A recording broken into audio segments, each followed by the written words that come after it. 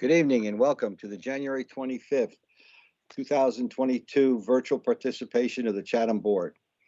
This meeting is being recorded and will be available shortly hereafter for scheduled and on-demand viewing on any smartphone or tablet device. If anyone else is recording the meeting, please notify the chairman. And I should have said Chatham Select Board. Pursuant to Governor Baker's June 16, 2021 signing of an act relative to extending certain COVID-19 measures adopted during the state of emergency, including the extension of his March 12, 2020 order, suspending certain provisions of the open meeting law, general law, chapter 30A, section 20, until April 1st, 2022, this meeting of the Chatham Select Board is being conducted via remote participation. Every effort will be made to ensure that the public can adequately access the proceedings as provided for in the order.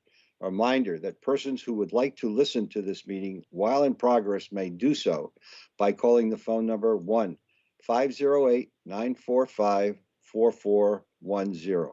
And our conference ID is 134-208-476#. Or you can join the meeting online via Microsoft Teams through the link in the posted agenda. While this is a live broadcast and simulcast on Channel 18, despite our best efforts, we may not be able to provide for real-time access.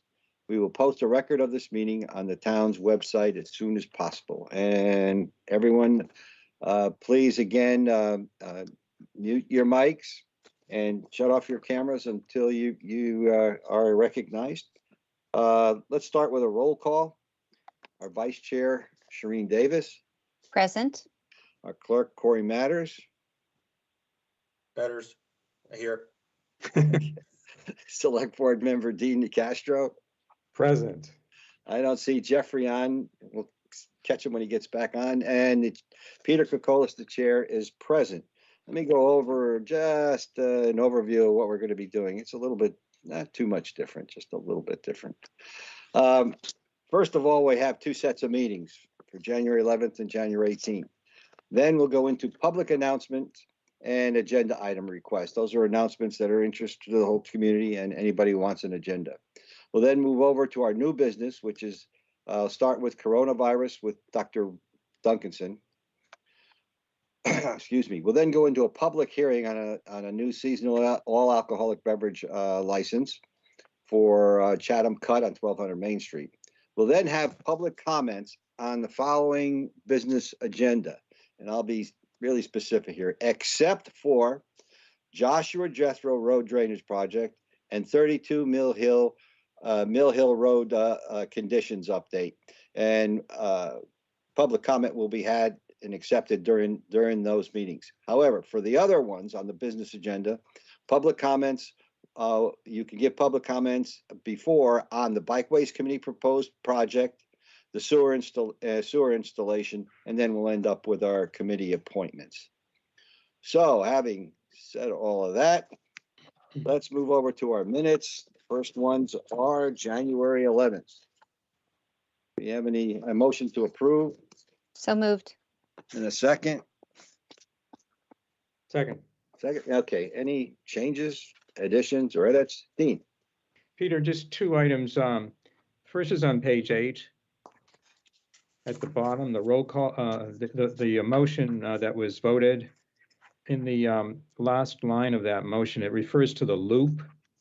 I just wanted to clarify, I mean, Jeff's not here, it was his motion, but I'm assuming when he refers to the loop, he's talking about Shore Road, Chatham Bars Avenue, Main Street, and Seaview. When I hear the word loop, I automatically think of the big loop, Main Street, Bridge Street, Stage Harbor Road, and Main Street. So perhaps for clarification, I think he intended the former. We could just put the Fish Pier Loop. Okay, yeah. Fish Pier. The other suggestion is on page 11. This is just for clarification. Up at the top in the fourth line, where it says Council on Aging Facility, I'd like to insert the phrase implications for the community center. Council on Aging Facility implications for the community center. That's all I have. Thank you, Dean. Any others? Okay, seeing none, let's have a vote. Start with Shireen. Aye. Corey? Aye. Dean? Aye. And the chair says aye. Okay, next our January 18th minutes. A motion to approve in a second. So moved. Second. Okay, any comments or questions? Okay, seeing none, let's have a vote. I'll start with Dean. Aye. Corey? Aye. Shereen? Aye. And the chair says aye. Okay. Public announcements and agenda item requests. Between Jill, I have one, Jill has a couple, Shereen will have one, but let's go through the ones that Jill and I have first. Let me start with Jill. Thank you, Mr. Chairman. So I wanted to take this opportunity to recognize Dan Tobin and Paula Tobin as they are set to retire this Friday. Dan after 37 years of service and Paula after 22 years of service.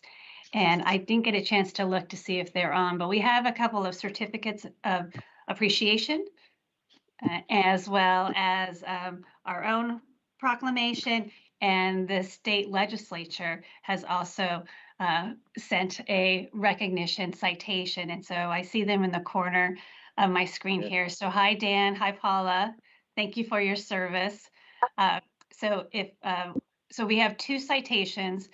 Shauna's scrolling pretty quickly through this. And so if you can't see it, it does say that be it hereby known to all that the Massachusetts House of Representatives offers its sincerest congratulations to Daniel Tobin in recognition of your 37 years of services to the town of Chatham as the Director of Parks and Recreation.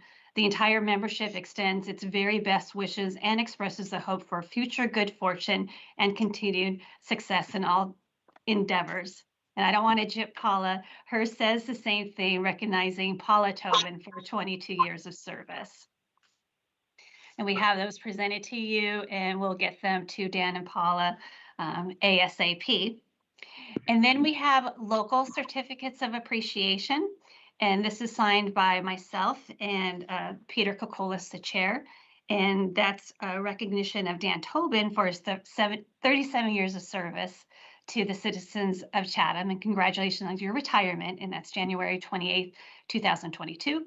And for Paula Tobin, for your 22 years of services to the citizens of Chatham, congratulations on your retirement on January 22nd, 2022.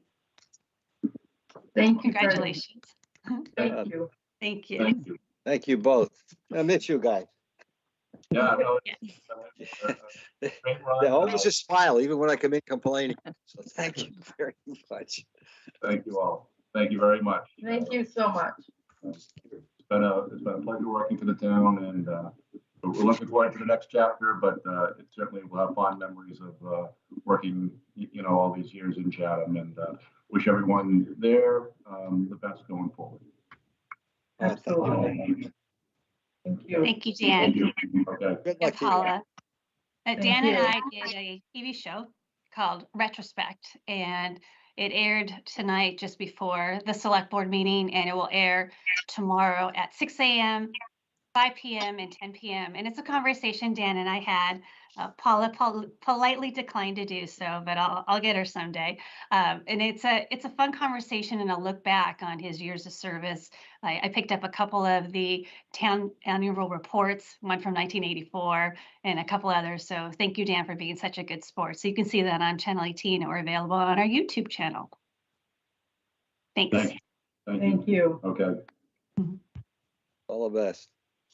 All right. Thank you Thank very you. much. And I know you've got a long night ahead of you, so I'll let you get back to what you do. Thanks. Thank Thanks. you. Take care. Okay. Bye-bye. Congratulations.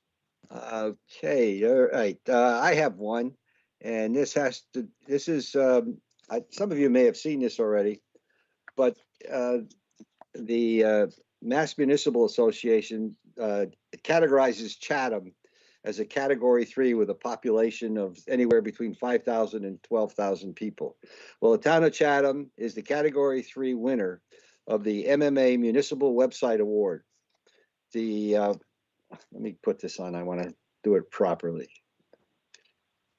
The town's website scored the highest in categories that evaluated navigation and organization of material, convenience of information, functionality, and overall experience of the website. And the MMA made comments such as, the MMA applauds your efforts in making this website an effective tool for your community. And I just have to say, congratulations to all. Job well done, especially to Ryan and Shauna. And I do have to admit, it is much, much better than it was before. Not that it was terrible before, but it is much, much better. Jill, take it back to you. Thank you. My announcement relates to the administrative order number 5 that was filed on Friday, and that creates a Department of Community Services. So that has been filed with the select board, with the town clerk, and it's posted on the town's website. And the effective date will be February 22nd, 2022, unless sooner voted by affirmation, or if the select board votes to reject it. So that's available. Happy to schedule an agenda item for that if the board is open to that. And it's a little different than I presented the draft on January 4th. So at this time, I am not presenting an assistant town manager at this time. It's still under review, but the positions that are created are Director of Community Services / COA or Senior Services, however that's rebranded, and then a position of the Recreation and Beaches Director, which is formally a component of Dan Tobin's position, but this position will be reporting to the Community Services Director. So it's no new positions, it's just a redefining existing soon-to-be vacant positions. So if there's any questions, I'm happy to answer those too. Thank you. Okay, and one more, huh? Or Yes. So this has to do with the ARPA funds. And this is, we had a conversation with the county this week, a few representatives from the town about their $40 million American Recovery Act investment and how they will either offer it to the cities and towns in Barnstable County, or what programs that they'll offer. So just wanted to note that we had a meeting, and other towns are having their select persons communicate directly with the county. So we will schedule an agenda item. So it mostly has to deal with the distribution of funds. Some towns want it distributed by population. Others want it just given to the towns, and we use it as we please. So more to come on that. I think you've seen some newspaper headlines on it. And that's separate from the town's receipt of more than $600,000, and we will also do some community engagement on how to spend those funds. So the county has a community engagement on how to prioritize the funds. There's been a good response by many of the communities in Barnstable County. We could always do more in Chatham. We're trailing just a little behind our neighboring communities. So that information is available in the main sheet, and we can certainly get that out to anyone who's interested. So that's the county's ARPA funds distribution, as well as a separate discussion of the town's $600,000 ARPA distribution. And we received half of those funds already of the town. So more to come on that, but we thought it was important to put it out there since we just had a conversation with the county. Thanks. thank you. Shireen? Well, Mr. Chair, you stole my thunder. I was going to congratulate on the I website, thought you so were gonna I'm do all the set. other. Okay. My apologies. No worries, we didn't talk ahead of time. Yeah. Okay. Any comments from the public? I don't see any hands up. Okay, let's move on to our new business and coronavirus update. Dr. Duncan. Mr. Chairman, I do have an agenda item request. Oh, there it is. Okay, I see your hand. Go ahead. Thank you. I have an agenda item request as soon as possible regarding the fisherman's storage area located off of Wilford Road on airport and town property. I believe you were all sent photographs on December 31st of the condition. Although discussions to date have been about relocating the fisherman's storage, no mention has been made about removal of the numerous rusted out boat trailers, washing machines, air conditioners, old dumpsters, propane tanks, tires, and machinery that has been dumped there. This is smack dab in the middle of our water resource protection district and close to wells 4, 5, and 8. I think this should be an immediate priority, and it is the town's responsibility. The town has known about the dumping since at least 2015. At that time, the FAA issued a land use inspection report noting that a number of grant assurance violations, including the non-aviation land use of airport-sponsored property and illegal dumping there. The FAA required a corrective action plan, which was developed in 2017, signed by the airport commissioner and town manager, and yet it was never completed or remedied, as it appears the area and trash have gotten worse since that FAA inspection. During this budget cycle, everyone is asking for money, but nowhere have I seen any mention of a town plan to clean up this property in the budget or as a future agenda item. I'm requesting that funds be found to clean this area up now rather than having to wait until town meeting. Either the town needs to find those funds, or since it is airport property and the airport commission has received $159,000 in Airport Infrastructure Act funds, they need to clean it up. I'd ask that soil testing be done to check that area for contamination by potentially hazardous materials that could impact our drinking water because of its location within the drinking water resource district. Thank you. Thank you, Elaine. And it is a priority. Any other comments? Okay, let's move ahead to Dr. Duncanson. Good evening, members of the board of the select board, sorry. So quickly for tonight's COVID-19 update, let me share my screen here to start with. And the first graph that I will show is our monthly confirmed COVID-19 cases. So far since the beginning of the pandemic in March of 2020, Chatham has received reports of 696 confirmed cases of COVID-19. We've had 129 confirmed cases of COVID-19 in this month of January so far, and this is data through yesterday afternoon. And that eclipses the high of 106 cases that we had in January of 2021. And I think at that time, we all thought that last January was going to be the worst month we had, but clearly this month is surpassing that, considering we still have about a week to go in this month, and we're already up at 129 cases. And so you can see on the graph here, I've added 2022 data, so everybody can see how we've progressed on a monthly basis since our first case was reported in March of 2020. And so we will continue to monitor that data as we go forward here.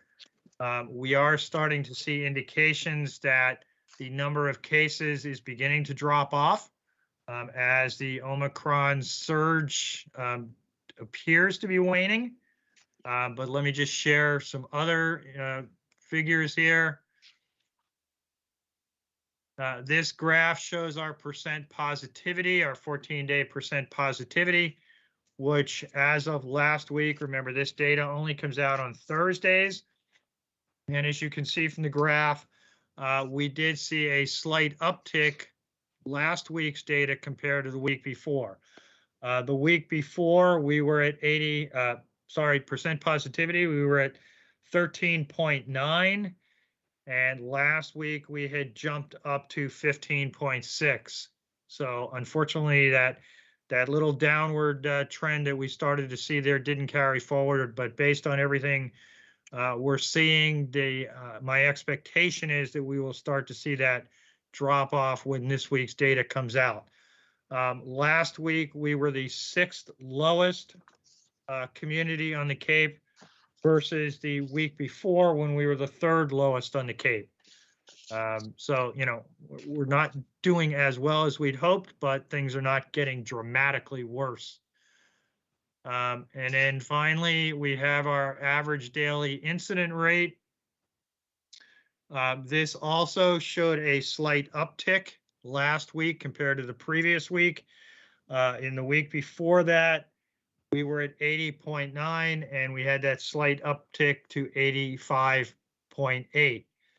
So again, that reflects 2-week period prior to the Thursday of last week when this data was reported. So hopefully we will reverse that little upward trend, and we will see both of these indicators starting to trend downward again.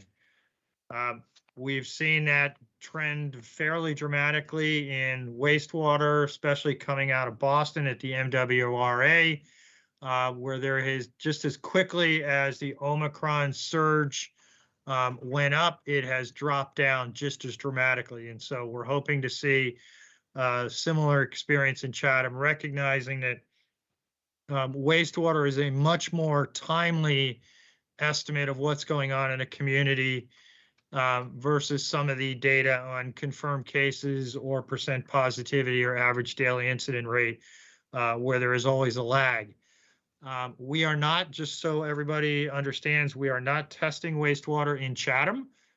There is one town on the Cape that's doing it in Provincetown, and they have seen a substantial drop off as well in their wastewater data mirroring what's taken place out of Boston. We are not doing it in Chatham. We did have conversations early on at the beginning of the pandemic about potentially testing the Chatham wastewater, but we have not done so for the primary reason that our system is still fairly small and does not represent the community at large, because we were not sewering, even though we've expanded out into residential neighborhoods. At the time, we still don't have a significant number of the residential neighborhoods on sewer, just because with the infrastructure hasn't been extended there. Towns like Provincetown and Boston, where pretty much everybody is on sewer, it's then a good reflection of the community transmission levels and levels of coronavirus in the community. So the Board of Health met last night, and they decided they will not make any changes to the current mask mandate. As they indicated previously, they will review that at their first upcoming meeting in February, but they were not ready last night based on the data that I just presented to you, as well as what they've seen, to go ahead and make any changes in the short term. They really want to see those trends being confirmed in a downward trajectory before they go ahead and make any decision on the mask mandate. But they will revisit that at their first meeting in February, which, if I believe, is February 7th. And then just one other quick update that I wanted to let you folks and well as members of the public know about. I had mentioned previously that we were working with the county looking at a bulk purchase of COVID-19 test kits. And I'm happy to report that we just got word today that that order or that process, we should be receiving those test kits sometime next week. We were one of the there were a number of towns that went in on this bulk purchase with the county, as well as the Cape Cod Collaborative, because they had already started the process. We're not going to get as many test kits as we had originally planned on, just because unfortunately, because of timing and with the federal government announcing the availability of test kits, some of the other towns did not order as many as anticipated. So while we were getting one entire pallet, there were not enough pre-orders, if you will, to justify purchasing a second pallet. And, I'm talking on the order of $70,000 per pallet, so it's not inexpensive. So with one pallet, the absolute numbers that each participating town is getting has been reduced, but we will still be getting a fair number of these test kits. I had some preliminary conversations with the health agent this afternoon about how we're going to roll out distribution. More than likely, we will do what's similar to what some of the towns did that received test kits from the state earlier. And that is, we will make them available during set hours at a set location and require proof of residency for anyone picking them up. Depending on how they're packaged, we are going to try to get 2 tests per individual. So hopefully there's 2 tests in a kit. And so we will provide 1 kit, per each individual in a household. But there will be more details coming on that over the next couple of days or the beginning of next week. And we will get that word out through Channel 18, the website, social media, as well as the COVID updates that you're meeting. And so as soon as we have those details, ironed out. We're not exactly sure when next week the kits may arrive and be distributed, but we'll let everybody know that as soon as we can. And so with that, I'm happy to answer any questions. Thank you, Dr. Bob. Anyone from the, I hear an echo in the back. Everybody mute your. Yeah, how's this? Okay, that's better. And just a reminder of those who came on later, please turn off your cameras because you'll be on with all of us and we watch everything you do. So you don't really want to do that. So, okay, anyone from the select board? Questions? None. Any from the public? Wait a minute. It usually pops up. Okay. I don't see anything else, Dr. Duncanson. Thank you very much. Thank you. All right. And before we move on, let me just make a comment that I should have remembered. Mr. Dykins is on vacation this week, just for the record. Okay. So let's move over to our next new business item, which is the public hearing. And I get our clerk to read the announcement. Thanks, Corey. No problem. Just to confirm, is there anything from the town manager on the COVID? I didn't want to skip over. Nope, nothing to report. Thank you, though, for checking. Okay, nope. Okay, thank you. All righty. Town of Chatham Select Board Public Hearing Notice. Notice is hereby given that the Chatham Select Board will hold a public hearing on Tuesday, January 25th, 2022 at 5:30 p.m. remotely through the Microsoft Teams application to consider a request for a new seasonal all alcoholic beverages restaurant license to TPJ Chatham Group, LLC, DBA The Chatham Cut, Alberto Tumiati, manager, 1200 Main Street, Chatham, Massachusetts, 02633. All interested parties are encouraged to participate through the link in the posted agenda, signed members of the Select Board. Okay, thank you. I thought I saw Thomas Johnson's name on there. Or should I just go over to, Matt Kelly's on also. Okay, which one would like to at least give us a little background? I'll give an introduction if the Select Board will allow, and then I'll turn it over to Tom. Good evening, members of the Select Board. My name is Matt Kelly. I'm an attorney in Harwich. I represent TPJ for purposes of the liquor license application. The board has a completed packet in front of them. It includes, I believe, all the necessary items in support of the application. It is for a seasonal all alcoholic beverage license. The location is 1200 Main Street, which for those who don't know, it's formerly New England Pizza. This is a very experienced restaurant group with a very exciting vision. And with that, I'll turn it over to Tom. Happy to answer any questions that you have of me from a legal standpoint. Thank you. Go ahead, Tom.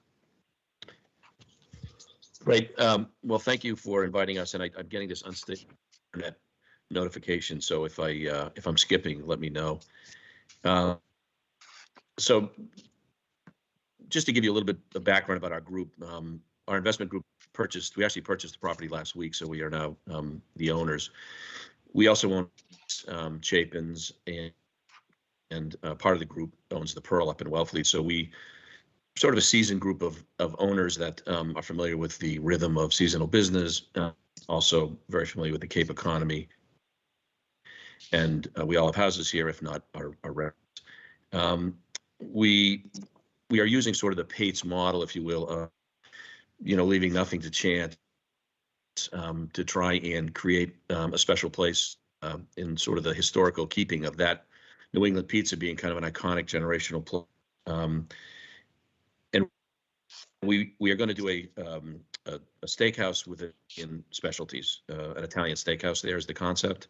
Happy to show you the brand book if you'd like me to run it through you, just if you're curious about sort of the concept. But our intent is to completely remodel the place. We have a seasoned manager coming in, and he's going to take operation, upon opening. And we're hopeful we have a similar experience that we had at Pates, where we can create a best-in-class experience, bring a steakhouse back to Chatham, which we feel like at Pates, we have a lot of people strong opinions about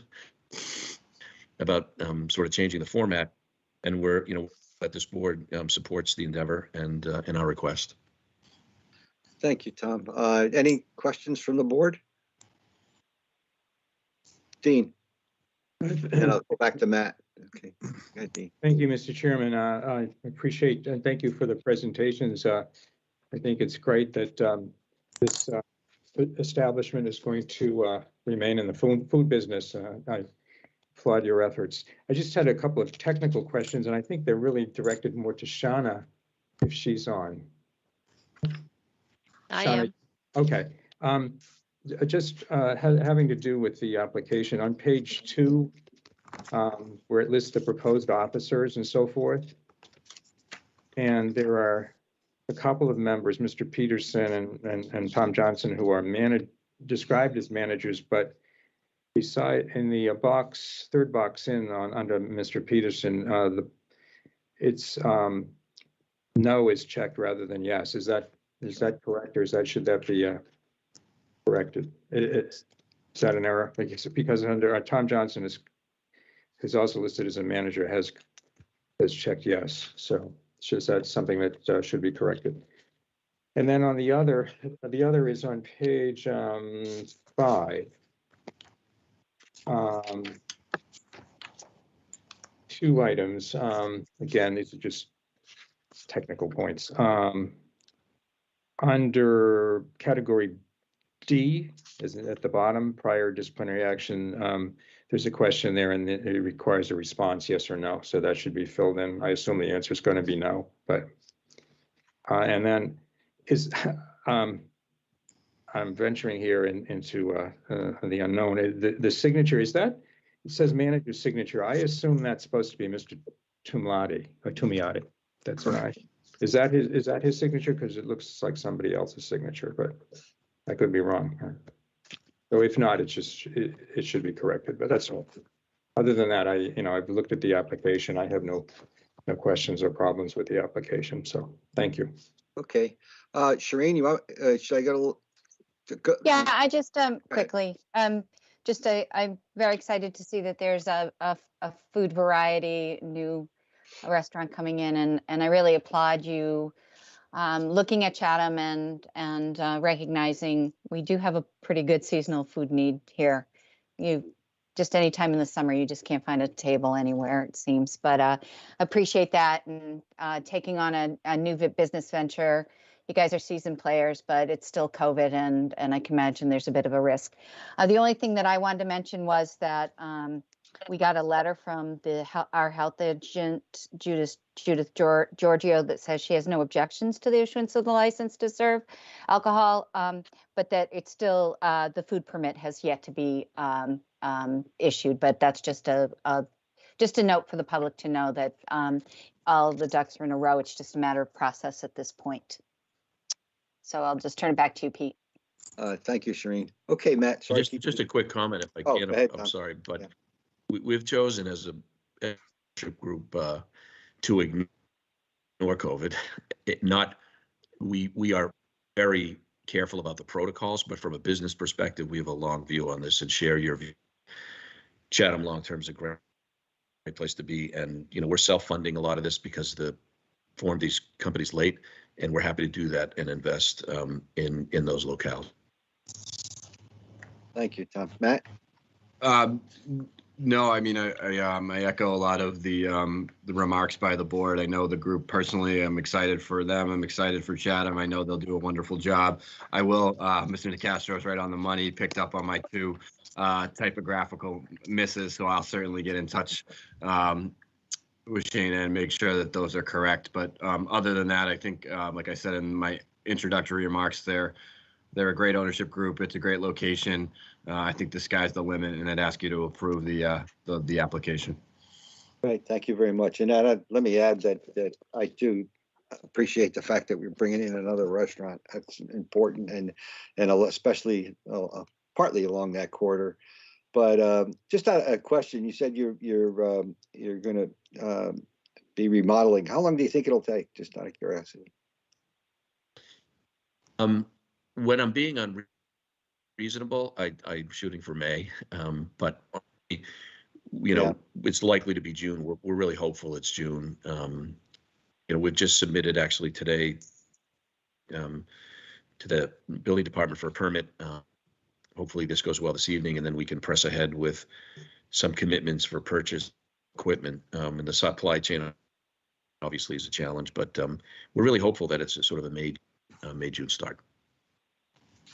Okay, thank you. I think Shireen's hand's up again, and then. Yeah, I just want to make a motion unless Dean had further comments.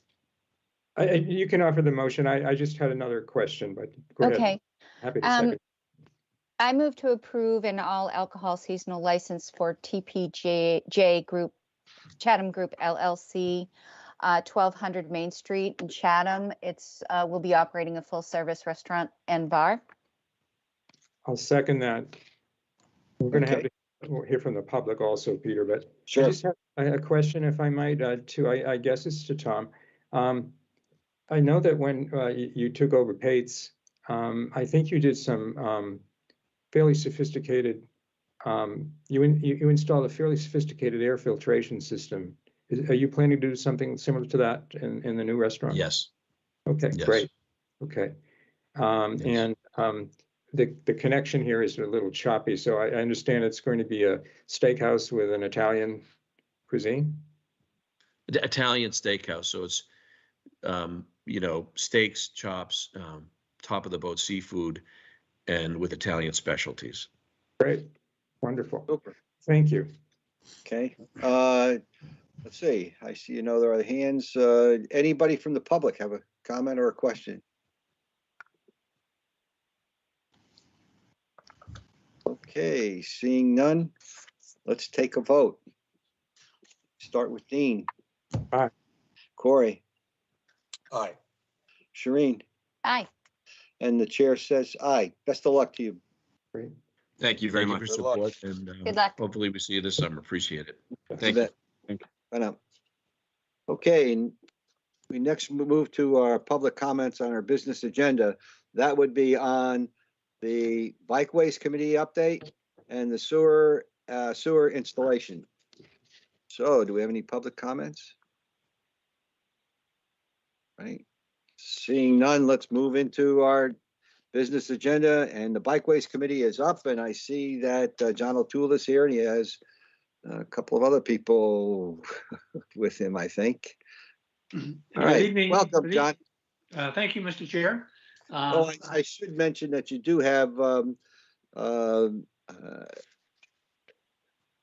Bridget Myers from HSH with you. There you are. Hello, Bridget. Welcome. Go ahead. Thank you, Good. Mr. Chair. So let me, the purpose of my appearance tonight is to basically brief the select board on a plan that the Bikeways Committee has been working on now for, we began a couple of years ago, but have really moved into high gear in the last few months. I would point to the article, I think 2 weeks ago in the Chronicle, that gave a pretty good overview as to what we were working on. What I would propose to do this evening is to take that down a notch and focus on one segment of what the article discussed in terms of what we're doing in the immediate future. Specifically, some work that we are proposing to do in the area of the airport, more so than down the south end of George Ryder Road between the multi-use path there at Route 28 and the southern entrance to the Old Colony Rail Trail. So what I'd like to do is talk a little bit about the background, very briefly, talk a little bit about the existing conditions and some possible alternatives. And much of this work was done by HSH, and Bridget can speak to some of the details if I'm not able to address them. This work that HSH did for us was funded by funding from the Chatham, or the Community Preservation Committee last year. They awarded $25,000 to the Bikeways Committee and the DPW. We then used that funding to contract with HSH to essentially review George Ryder Road and develop some alternatives with the goal of improving the safety on George Ryder Road. In terms of background, the Old Colony Rail Trail as a whole is largely an off-the-road multi-use trail. The only section of that which is not an off-road type path is on George Ryder Road. That section of George Ryder Road provides very limited pedestrian and cycling facilities. It is, from the data that I'll cite in a couple of minutes, we think there's a serious safety hazard there for pedestrians, cyclists, and vehicles. As I say, to address that particular situation, we did contract with HSH to look into that and develop some alternatives, which with the goal of enhancing safety on George Ryder Road. So that's the background. Let me talk a little bit about, at a high level anyway, of the existing conditions on George Ryder Road, which give rise to the work that we're proposing to do. So in terms of the roadway and the shoulders on George Ryder Road in that stretch, the road vehicle travel lanes are 10.5 feet wide. That covers the vehicle travel lanes as well as the shoulders where pedestrians walk and cyclists ride. The image that Mark has just put up gives you an idea as to how narrow the shoulder is. In that area, that's probably less than 3 feet, probably a little bit more than 2 feet, which is really in an inadequate space given how close it is to the roadway. That photo illustrates one of the challenges on George Ryder Road. You have a pedestrian walking south with traffic on that road. A little further down the photo, you'll see a cyclist who's doing what he should do, riding with traffic, in the shoulder. But to the extent that that cyclist had to pass the pedestrian, that would force the cyclist to go out into the travel lane. That's a very common occurrence. It occurs actually in the opposite direction as well. That is to say, when a pedestrian is walking against traffic, as the pedestrian should be, and he then encounters a cyclist heading with traffic in the opposite direction, that forces one of the parties, usually the cyclist, to move out into the travel lane. You also see an automobile backing out of one of the parallel parking spots there into the roadway. So there's oftentimes a lot of things going on in that stretch of road. So we regard that as a fairly serious safety situation. There are 2 crosswalks on George Ryder Road, one at the area of the airport, which leads into the northern entrance to the Old Colony Rail Trail. And there's a second one down at the southern entrance to the rail trail as well. Photo that Mark has placed upward is another example of kind of the congested conditions on George Ryder Road. That's a truck that has, again, pulled out of a parallel parking spot that nose in, that backs into the, across the travel lane heading north, and then into the travel lane heading south, and encroaches onto the lane where cyclists and pedestrians also walk. So another illustration as to the conditions in that area. It's very common to see essentially conflicts, if you will, between vehicles, cyclists, and pedestrians, in the sense of trying to fit too many activities into too small an area of activity. In terms of traffic volume on George Ryder Road, in season, the Cape Cod Commission has recorded something in the neighborhood of 3,000 to 3,200 vehicles per day heading both north and south on George Ryder Road. The peak hour volume is between 11 in the morning and 12 noon, and that shows that there's just over 300 vehicles that pass down George Ryder Road during that peak hour period. From a historical perspective, the peak hour volume has increased 4.3% per year over the last 3 years between counts. There's an overall increase in the general vehicle counts on George Ryder Road, not necessarily limited to the peak hour period, of about 1.5% to 2% increase. So the vehicle volumes are trending upward. In terms of the speed of the vehicles on George Ryder Road, there is a posted speed limit of 30 miles an hour. In season, the police radar trailer records speeds of the vehicles in the area, and they've done a couple of sessions of recording speeds there, and close to half of the vehicles that travel on George Ryder Road exceed the 30 mile per hour speed limit. So the combination of increasing and large number of vehicle volumes and the speed beyond the posted speed limit, again, contributes to the safety situation that we're looking to address. In terms of the user counts on the Old Colony Rail Trail, in summer, during the weekday, there have been many days when the user count is 765.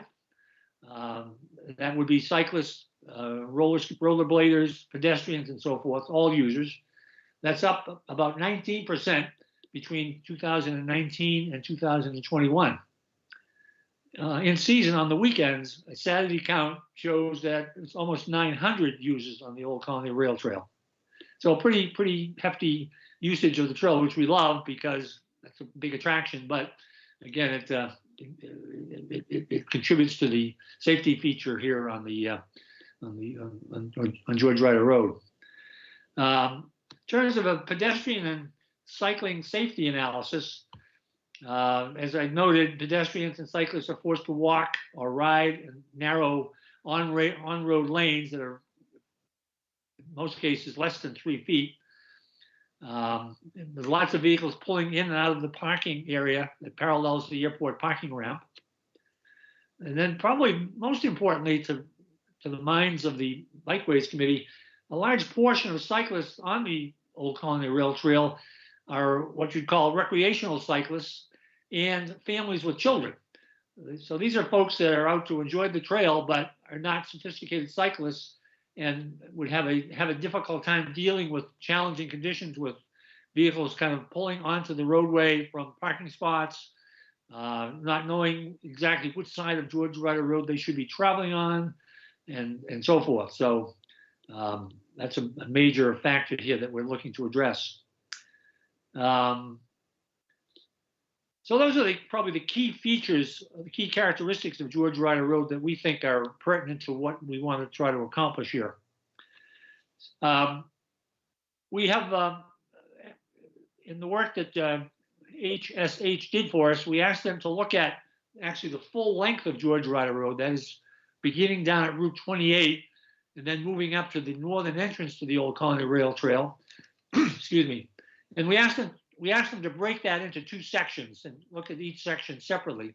So they did some work on the stretch between Route 28 and the southern entrance to the Old Colony Rail Trail, which is 900 or 1,000 feet north of Route 28. They looked at that. They proposed 3 alternatives that would mitigate or improve or address the safety factor there. And then the second segment that we asked them to look at is between the southern entrance to the Old Colony Rail Trail, heading north to the northern entrance up by the airport hangar. The Bikeways, or I should say the HSH, looked at, there were a total of 5 alternatives, 3 on the southern end and 2 on the stretch that we're looking at between the southern entrance, the Old Colony Rail Trail, and the northern entrance. And we've elected to focus on the segment between the southern entrance to the OCRT and the northern entrance for a couple of reasons. And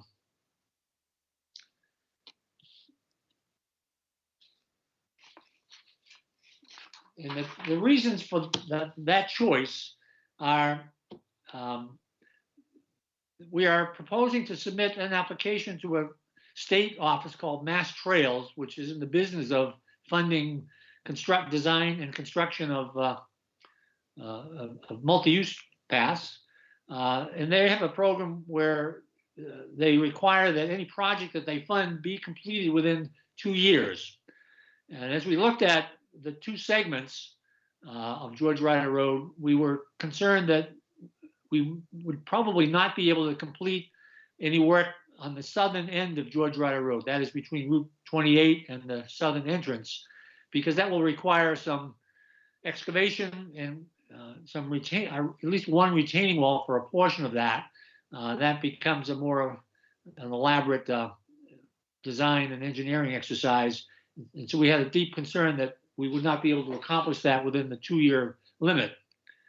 We also were hesitant to focus on that stretch over the stretch that we are focused on between the entrances to the Old Colony Rail Trail, fearful that the reviewers in the applications that we might submit for making the connection between the new multi-use path there at Route 28 and the on-road portion of the Old Colony Rail Trail would be, gee, you, Chatham Bikeways Committee and DPW are proposing to put an off-road multi-use path on a stretch that leads into an on-the-road path. Don't you think you have your priorities a little bit backwards? So we thought focusing on the area which has in our view, an obvious safety hazard, we elected to focus on the portions between both entrances to the Old Colony Rail Trail. So let me focus a little bit on the two alternatives that HSH has suggested for that middle stretch. The image that Mark has put up illustrates what we'll call alternative one.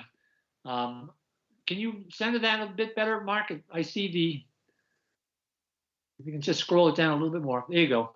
So there's a two panel diagram here of the stretch of the George Ryder Road segment here that we're focused on. This part we're looking at now goes from the southern entrance to the Old Colony Rail Trail, where you see the crosshatch, which is the crosswalk that exists now. That would represent the approach called alternative one. That approach would maintain the current flow of traffic, or check that, cyclist traffic. That is to say, when cyclists are heading south on George Ryder Road on the share the road model, they'd be traveling on the west side of George Ryder Road, and then cyclists traveling north would travel on the east side of George Ryder Road. On what would be the proposal is that we expand the shoulder from 2 to 3 feet to more like 5 feet to give a little more room to the users of that shoulder area. That's still an on-road path. There would be a stripe on the roadway to delineate the separation between the roadway and the multi-use path. So that was the proposed approach there. This model would continue to maintain 2 crosswalks, since we'd have traffic, cyclist and pedestrian traffic on both sides of George Ryder Road. So the existing crosswalks, both on the southern end and the northern end, would be retained. If you can scroll up the image there, Mark, thank you. So this is what we're focused on now is sort of the northern half of this segment. One of the significant changes under this alternative is that the pathway for cyclists would cover the area behind or on the east side, on the roadway side of the parking area there. In order to make sufficient room, there you go. In order to provide sufficient room for that, the proposal for this would be to make the parking there along the airport ramp angle parking rather than parallel parking as it is now. So one of the implications of that is that we would lose 5 to 7 parking spots that exist now. There will be a gain of a single handicap accessible spot there at the cross hatch that indicates proposed pedestrian curb ramp. So that's a gain, but an overall loss of 5 or 6 existing parking locations there. If you can just scroll up a little bit, Mark, to the next image there. That's it. So this is the end of the northern end of this particular segment. You'll see the existing crosswalk there leading into the northern entrance to the old Colony Rail Trail. And one feature that would be included in this particular alternative is a flashing warning light, as we have now at Route 137 and the old Colony Rail Trail, that would be installed at both crosswalks. So we would have flashing warning lights, kind of 2 of them within a quarter of a mile on George Ryder Road, and we had a little bit of hesitation with that kind of a configuration, but that's what alternative 1 entails. Let me talk about alternative 2, which HSH advised is their preferred alternative, and the Bikeways Committee agrees with that. So we're now looking at alternative 2.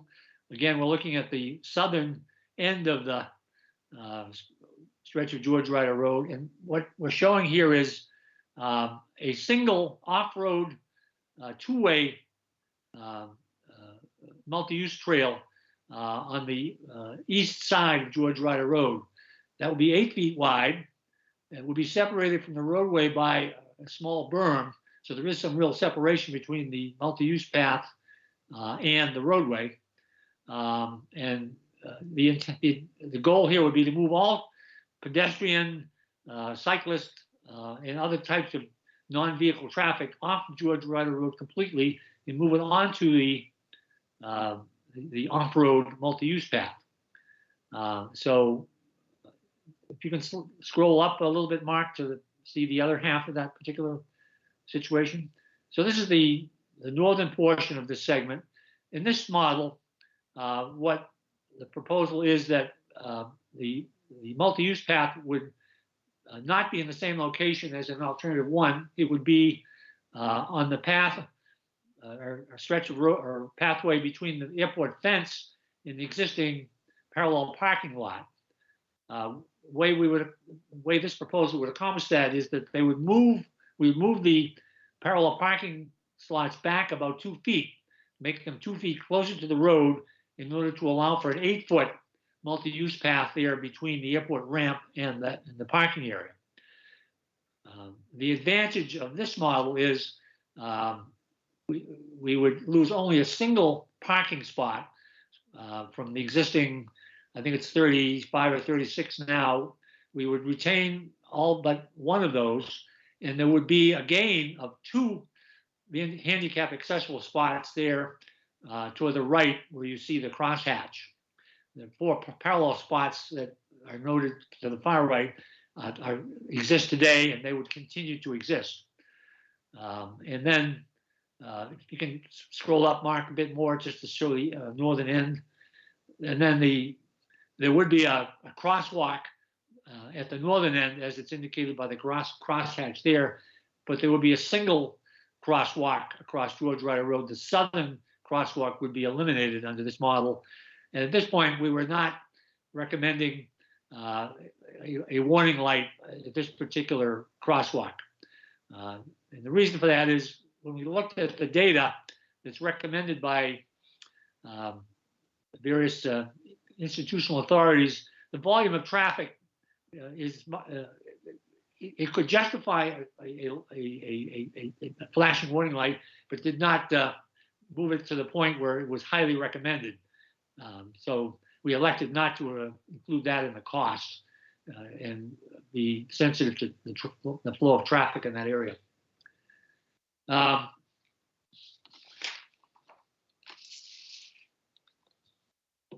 So those are the 2 alternatives that we've looked at for this particular segment.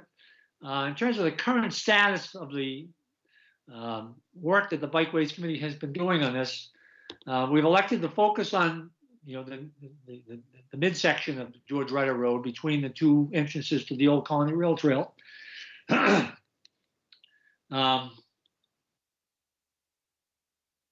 and we have HSH provided a conceptual design, so not nearly sufficient to actually construct it. They have provided a conceptual design. They provided a cost estimate for that work to be done. At the moment, we are we're targeting funding from the Mass Trails program that I mentioned earlier. We have not submitted an application to that program as yet. The application deadline is due on February 1st, so that deadline is approaching rapidly. The Mass Trails program also requires a match from the applicant. We have submitted an application to the Community Preservation Committee for funding for a match.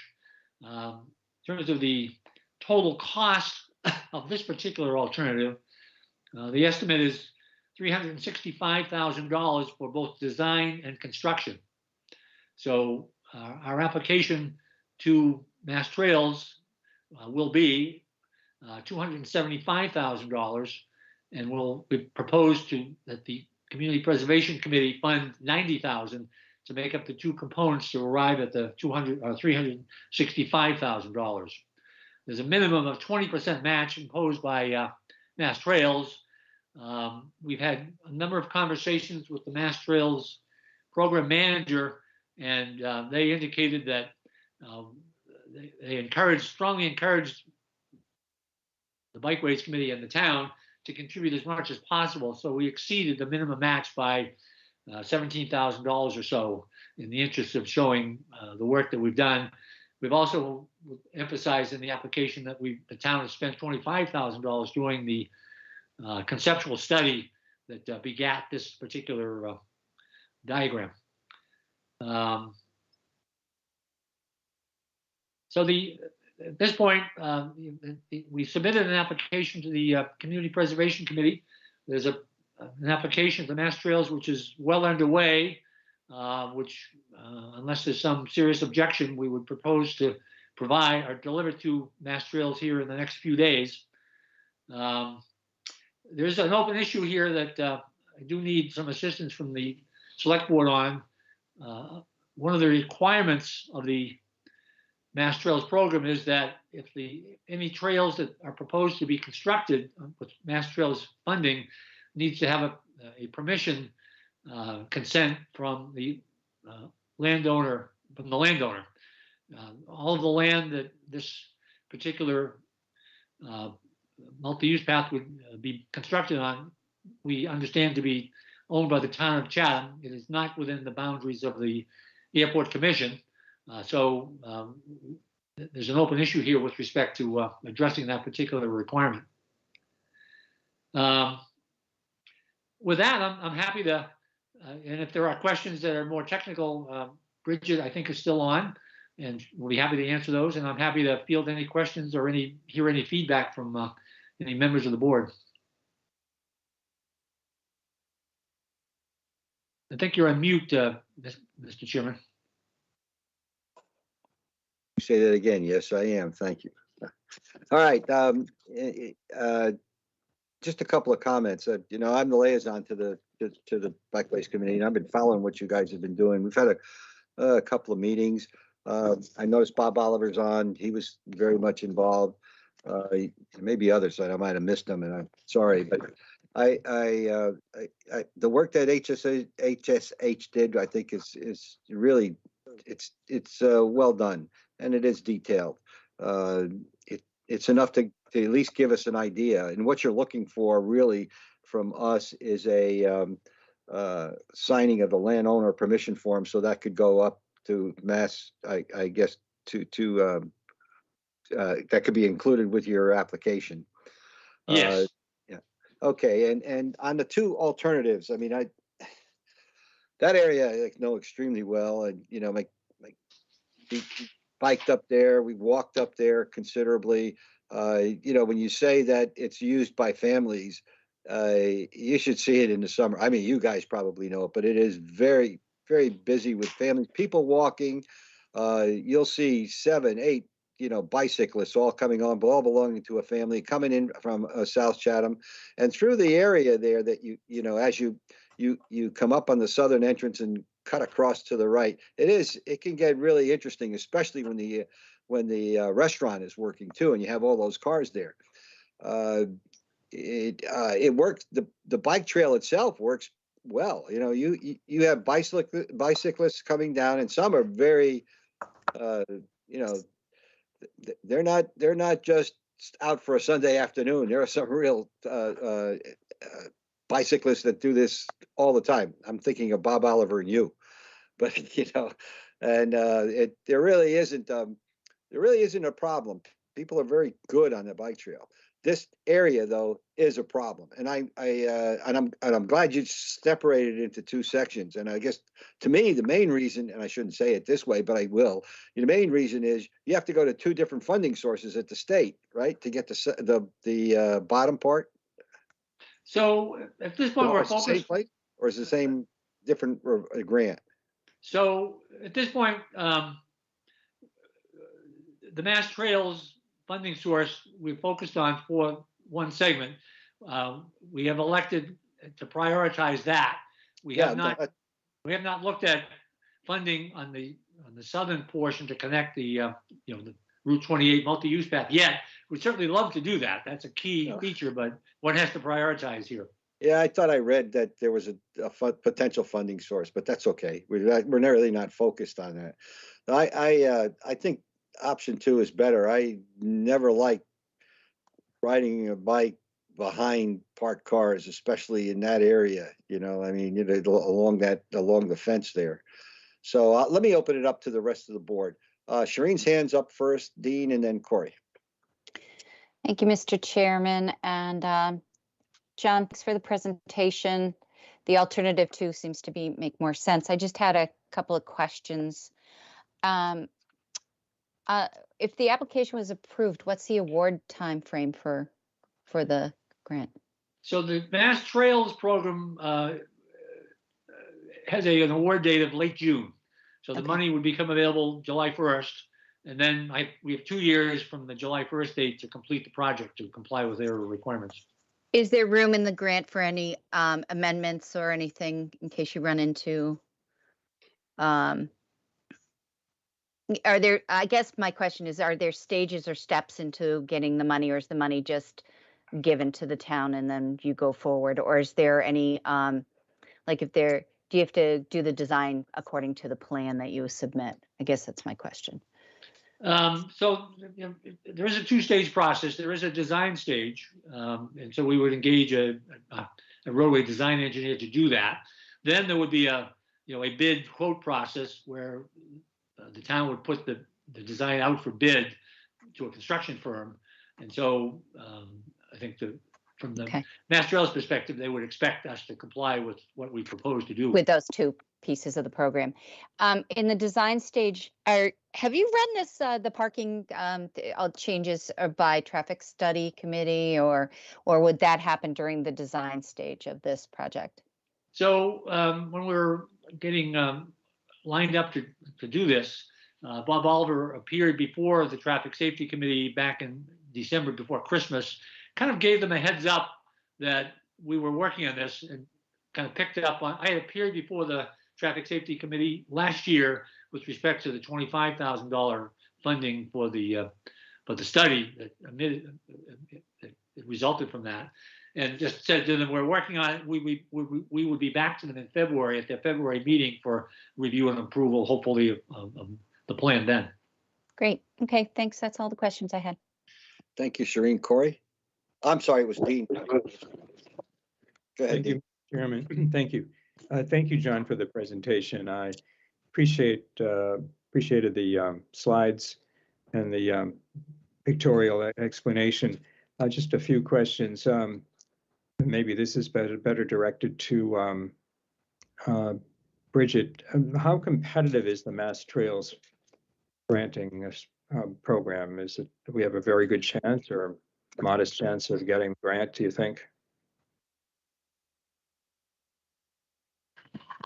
I mean, we've had some conversations with the folks that run the program. It is a very competitive program. the feedback we've gotten from them is that, we have a good project here and it would score highly. But I think it's tough to say how good our chances are compared to others, just not knowing kind of how many applications they're going to get. It's been a very popular program. If I can add something, Mr. Nicastro, Bob Bolivar and I have had 4 or 5 conversations at different times with the grants program manager at Mass Trails. One of the things that we took away from those conversations was safety is a very important criteria that they use to gauge these applications. So that we thought that was the fact that we were addressing safety was a strong component of our application. So, but as Bridget says, we understand that program has been around for a while and it is very competitive. So that's just the way the world is. Yeah. So in addition to safety, does the regional nature of this, because you've got the town of Harwich involved? Yes. Does that help? Yes, it does. There are 2 components to the Mass Trails program. There's a local component, which is essentially a multi-use trail built within the boundaries of a single town. There's actually a cap on that funding at $50,000. If you have a regional project, which we have because of the connection to Harwich and then to the Cape Cod Rail Trail, the cap on funding is $300,000 for that program. So that's the situation on that. Okay. And Shireen brought up the Traffic Safety Committee, and you explained that you've had some preliminary conversations with them. Have you had any separate conversations with the Chatham Police Department, like Lieutenant Goddard or? Yeah. So in terms of other interested parties, Bob Oliver, representing the Bikeways Committee, has, as Lieutenant Goddard is the key resource on the Traffic Safety Committee, he was at the meeting that Bob presented at back in December, and we will certainly keep him apprised as to what we're doing. He's asked for some materials to be sent to him well ahead of the meeting so he can distribute it. So he's at least aware of what we're doing. Haven't discussed it in detail with him yet, but we will. We've also discussed this with a number of the abutters. We talked to I appeared before the Airport Commission a couple of weeks ago. I talked to Bob Oliver has talked to Tracy, the owner of Hangar B, so she's aware. We've talked to Nickerson Tree and Landscape. We've reached out to the BFW several times, haven't really connected with them yet. So we're doing our best to talk to all the close-in abutters. Have you met with any negative concerns or opposition or from your conversations to date, or? Not as yet. I'm very happy with the reaction of the Airport Commission. They seem to be quite pleased with it and very supportive of Alternative 2. And I haven't encountered any pushback from any other sources as yet. Could you explain again the reasoning behind not having the traffic signal in Alternative 2 at that north crossing? So I didn't quite get. That was an option that was suggested, and we looked at the costs of this particular project and where the traffic volume did not justify the requirement of a flashing traffic signal, but kind of said it would be appropriate if you chose to, but it wouldn't be required by the industry standards. We elected not to. It's a $30,000 expense for the flashing warning light, so we elected not to include that in the interest of trying to be economical here as we could. Yeah.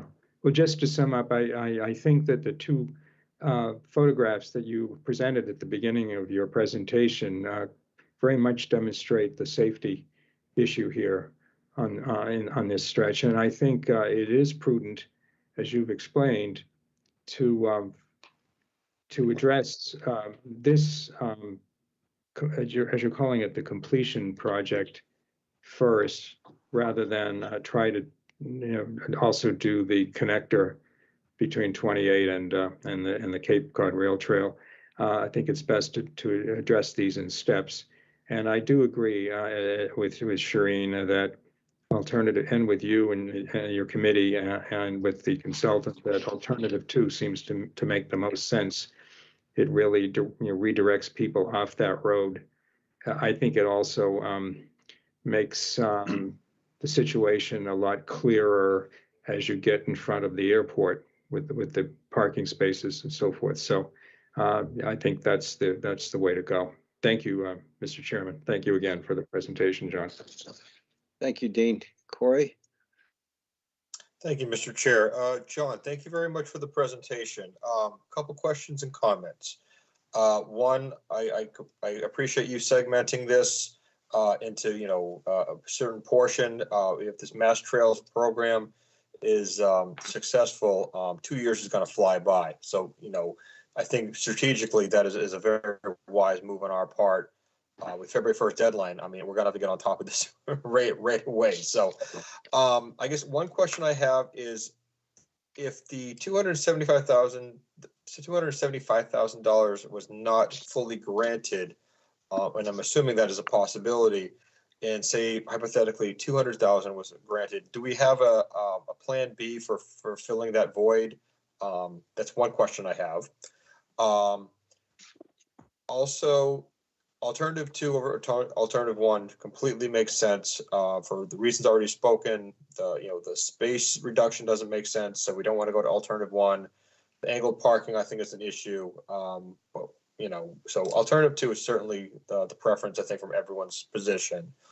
With the project, the only other 2 questions I have are, one, is there any need for any additional type of lighting elements in this plan? I don't know if there is or is not. And then, obviously, make all these bike improvements. You would think the usage is going to go up. So we got people going, up through this corridor. We got people stopping at the airport. We got people maybe going to the Hangar B restaurant, whatever. Is there any consideration or need to do any bike racks or anything? And if so, could that be funded through this program? Those are my only questions. I think this is a great program.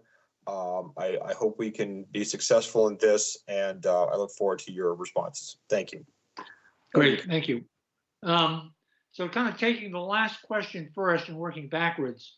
So we did not, number one, we'd be thrilled if the usage of the trail increased if this project were implemented.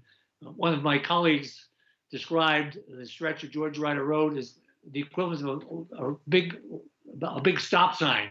When people see that section, there's an inclination to turn around and go back as opposed to working their way through it. So hopefully, if that big stop sign would go away with the improvements, that would increase traffic. There's no plan in this particular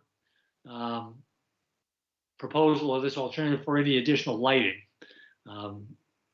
And so we might, the first question was if the Mass Trails funded only a portion of the requested amount, do we have a backup plan? So we've examined the history of the Mass Trails program very closely to try to determine where we fit in and how to best position this. And we're not aware that Mass Trails is in the business of partially funding programs. They have a match. We've come up with a match that exceeds their minimum. So at this point in the game, we don't believe that, we think this is going to be an all or none kind of a program. Okay, thank you. Thank you, Corey. Just to follow up, especially at on Dean's question about the flashing light, at the intersection. The Bikeways Committee has put in a couple of separate requests through CPA to do lights, and you've put them in like at 137 and a few other places. There's nothing to stop you from trying to put it. I think it's a great idea to have a light there personally, even though it's not a requirement. So you could in another year or two try to get funding to do that. Is that correct? And it shouldn't affect how the design is on the bike path. So I'll let Bridget comment, but I think there's no reason in the world why, if this construction project were implemented, that at some point, not long after it's completed, that we could not come back and add the warning light. It's a pretty straightforward intersection there, not very complicated. So I wouldn't imagine there would be a challenge to do that, but Bridget, what do you think about that? Yeah, that's correct. Yeah, those could be added at a later date if the town wanted to. There wouldn't be anything that we would be designing that would kind of preclude that. Okay. Thank you. Let's see. Dean, you have another question? Yeah. Up, you're on mute. In the agenda item description, and John also brought this up, there is a public landowner permission form. Right. Maybe Jim's going to talk about, maybe you both were going to talk about that. Is that something we should take a vote on tonight? Yeah, Can I just add, Peter, if all the land is under that we're talking about here is in the ownership of the town? Do we need any permissions from the airport commission? I know we own the land, but I'll address that to Jill or John, whoever wants to answer Jill's it. on. Do we need a vote? Okay. Yeah, I think So we I need a can vote, address- but here, Jill, go ahead. Yeah, there should be a vote. So the vote would either, and this is where I need to ask John or Bridget, is it to authorize the chairperson of the select board to sign the public land ownership permission form, or can they authorize me as the town manager? And then I didn't look that closely, but I think all the property, including the roadway, is under the select board. So unless you identified any ownership by the airport commission, but I think it's all select board as the street commissioners. Can we just go ahead and do that, or do we need permission from the airport commission? Do they have any, I mean, they're the lessee and they are regulated by the FAA and so forth. I know the FAA has a lot to say about what they can do on airport property. So, I mean, I'm happy to do what we can to move this forward tonight. I just want to throw that question out. Maybe that's already been looked at. I don't know. So a couple of comments on that. To the best of our knowledge, and Bridget can comment on this as well, we believe that the alternative 2 is all on town-owned land and not on any land controlled by the airport commission. In the course of the work that HSH did, they acknowledged that there may be a need to coordinate with the FAA with respect to requirements that the FAA may impose on the airport commission. They thought that probably would not be a problem, but that has not been looked at in great detail thus far. Is that fair, Bridget? Yeah, that sounds correct. Does that, to me, that says we could move ahead, and then when you get through the design phase, that's when you'd get, well, deal with the FAA, or that, I have a little problem with that, but I just, if the fence defines the airport property and that's not being moved, then I'm assuming we're just, it's the town's property with the bike, not the bike path, well, part of the bike path, but that walkway also is town property. That certainly is our belief based on the data that we've received from the DPW. Well, we have, I guess we can move forward with this, but we would have to recheck that somehow if there's a concern. I see, Dean, go ahead.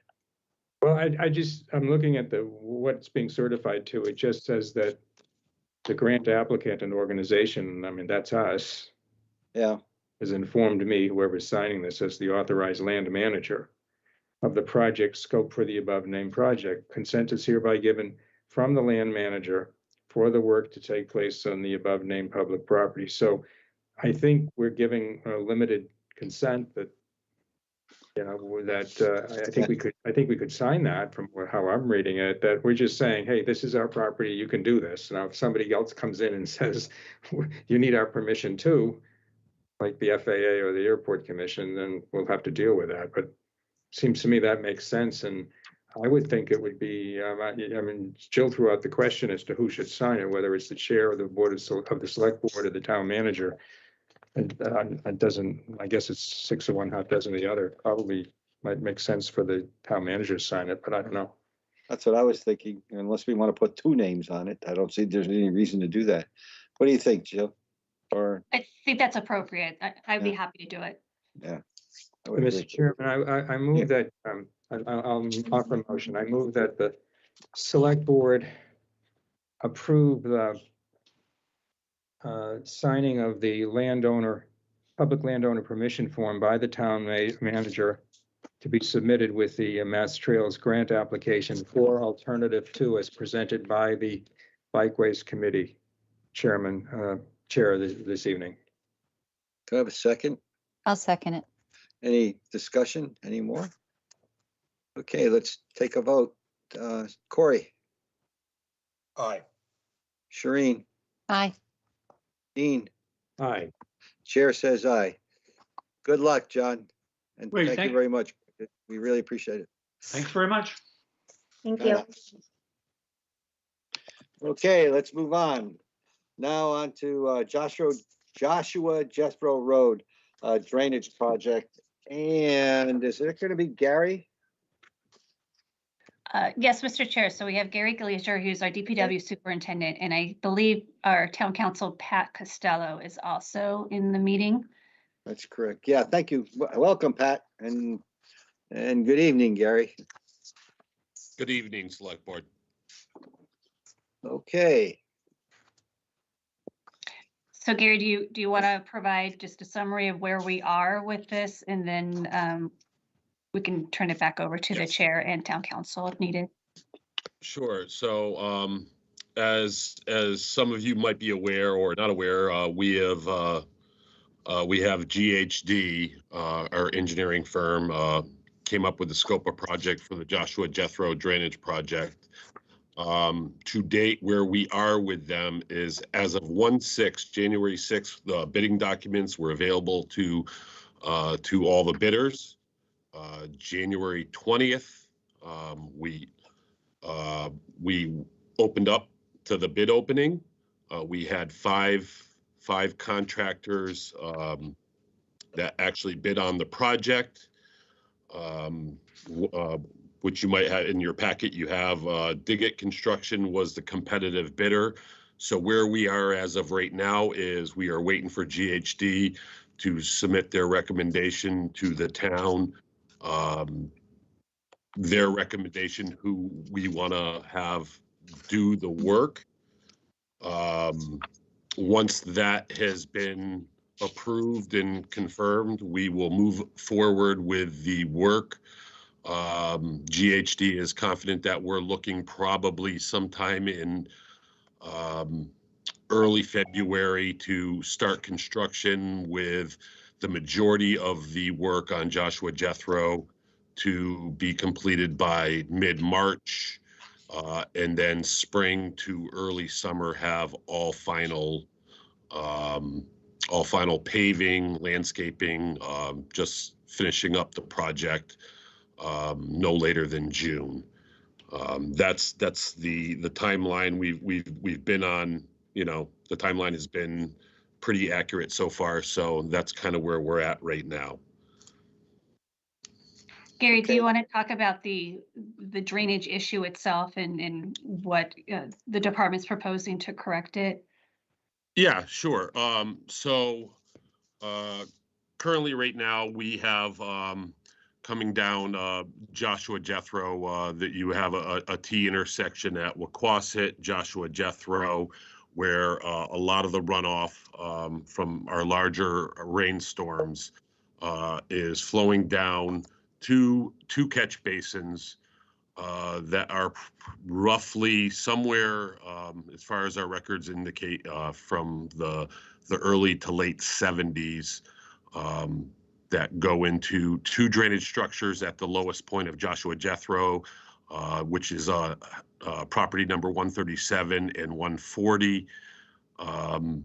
They flow into three leaching pits, which then obviously leach into the ground. I want to say, I apologize, the date, it was the most recent rainstorm, or the first rainstorm. We had 5.3 inches of rain. Our basins filled with water, it got to the point where it backflowed. It came out of the catch basins, filled up in the low point of the street, and then started to flow into the property of 137, down around the back of the property into the basement of that property. Since September, we've had 6 rain events, which have 5 of the 6 have done the same thing. So the GHD has designed a new drainage structure that can not only at the end of Wauquasit and Joshua Jethro, where we have leaching pits to collect the runoff before it comes down to Joshua Jethro. And we also have at the low point of Joshua Jethro between 137 and 140, we have leaching pits that will cover what we consider a 100-year storm. These leaching pits are 1,000-gallon leaching pits, 12 feet deep, 8 feet in radius. They each are able to handle 3,000 gallons of water. And we will have on the 140 Joshua Jethro side, we have 6. And then on the 137 side, we have 4. So this design, GHD design, will cover a 100-year storm, which is more than adequate than for what we're going to need or see. Okay. I hear a little bit. I hear a couple of hands up before I go, though. There's the 137. That abutter had considerable trauma, if that's the right word. Considerable amount of water in there over the period of time, and there's been a lot of discussion about what caused it, what didn't cause it. I'm sure that when I know one abutter wants to speak. I don't know if we should move it over to Pat yet, or for a comment, or let me go through the board first, and then we can think about what we're going to do there. Okay, first hand up is Corey. Thank you, Mr. Chairman. No, a couple questions. One is, I would like someone, we have the packet in front of us and we've all read through it, but if someone could just kind of give a summary of why we're taking this approach to this particular intersection, I would appreciate that for the public's knowledge. Also, just trying to get an understanding of, we had to clean out a couple catch basins in this area as part of the troubleshooting when the flooding happened back in September, it appears. And I guess one of my questions is kind of a side question in some sense is, where are we with the maintenance of our town-owned catch basins? Because I know, not too long ago we bought that shiny new vac truck, and I'm sure that thing got broken in on that property. So I'm sure that had to get used to clean that area out. But I mean, do we need to get? Are we on track? Are we ahead of our schedule? So things like this, so that is probably an element of this whole thing. So we can avoid any other situations in the future in other areas. Also, too, were there any other alternatives considered to troubleshoot this problem? I guess that's my other question. That that were considered. And I guess those are my initial questions. From now, I may have some follow-up questions depending on where those answers go. But for right now, those are my questions. Thank you. Thank you, Corey. Gary, do you want to make a comment before I go to Shireen? Or sure.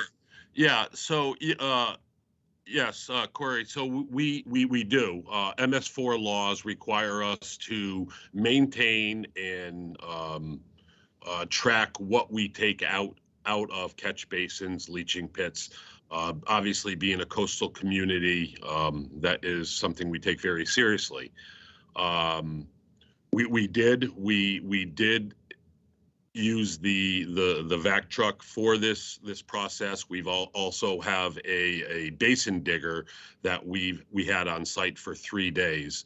You know, it depends on the application. Again, these leaching pits are older. So we did have to use both of them to do that. We pulled out, you know, we do go around. We start with our low-lying areas around Chatham, obviously first.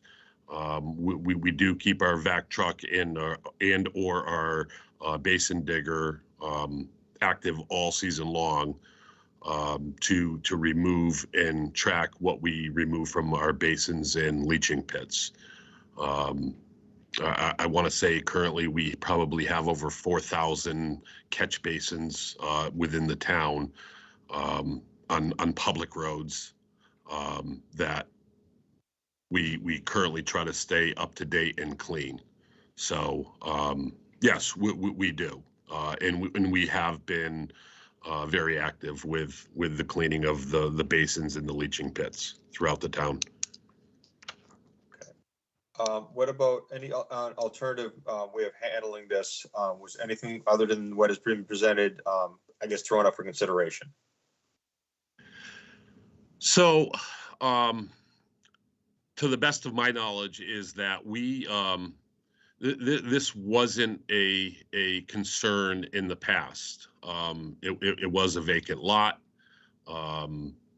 You know, so what went into the 2 basins at the lowest point of Joshua Jethro, basically from the 2 basins, it connected into 3 leaching pits, which again are each 1,000 gallon leaching pits. From that point, the pits basically leached into a low-lying area. So it you know, it really wasn't a concern, or it wasn't a problem, you know, back when that was just a vacant lot. So you know, now again, I mean, that September storm we had, I think in a very short period of time, I think it was 5.3 or 5.4 inches of rain in a very short period of time. The very first flooding that occurred, I want to say it happened over a couple of hours. You know, it's a very large volume of water coming at a very short period of time. Clearly, it happens. This is kind of why I believe GHD is basing this on a 100-year storm, if you will, to alleviate those heavy, short periods of rainfall. Okay. The only reason I'm asking this, and like I said, I'm not an engineer, and I'm just going to share a very, very short story that, you know, it may trigger some conversation and thoughts, or I could be completely off base. But so, you know, I own a piece of property on Main Street that I renovated, it was on cinder blocks. I put a basement on, you know, 10 plus years ago. And, you know, I was dealing with some flooding issues, low point on CV Street. All the hydraulics come down, the natural rainwater and everything else. And the contractor I was working with and everything, we decided to put, and I forget the actual term, but basically it was this big old plastic tank in the side yard to capture some of this water. And it solved the problem. You know, it was not, you know, the whole area is designed for for drainage and everything else. But I had to, on my own property, add this extra little, you know, bells and whistles to really secure my own property and having flooding concerns. I guess, would it make any sense? And like I said, I could be completely off base and even throwing this out there, but I'm going to do it anyway. That either of the properties, either 140 or 137, probably 140 would make more sense because it's got more space and it seems to be, you know, a potential contributor to some of this. Would adding that to the property help alleviate some of the strain on the catch basins and leaching pits and everything, or is that something just way out of bounds? So that's what we're doing now. I mean, by us, exercising our right, this is within our easement. It's it's within our boundaries. It's been existing within our property or within our town boundaries since, again, I'm going back till I think the 70s, mid to late 70s. By us upgrading this system and going with the larger leaching pits is based on a 100-year storm. That's exactly what we're doing.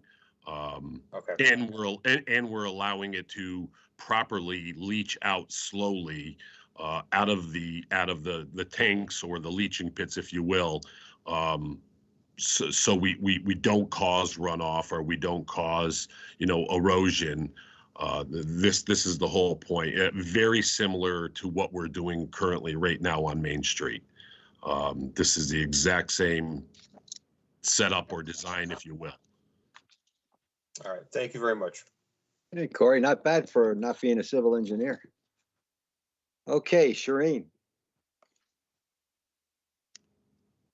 You're on mute. Mr. Chair, I'm going to defer my comments. I think it's important that the people that were here, the concerned citizens that are here, be heard, and then I'll come in afterwards. Thank you. Oh, okay, thank you. If Dean? Dean's okay with that. You're okay, Dean? Yeah, I just want to ask a question, but I'm going to defer comments as well until afterward. But I've asked Gary a question. When I took a look at the property, I think it was yesterday, and drove up there. There are obviously a lot of sandbags on the, what would that be, the western side of 137, yes. Yeah, 137, and there's a snake hose leading to the backyard.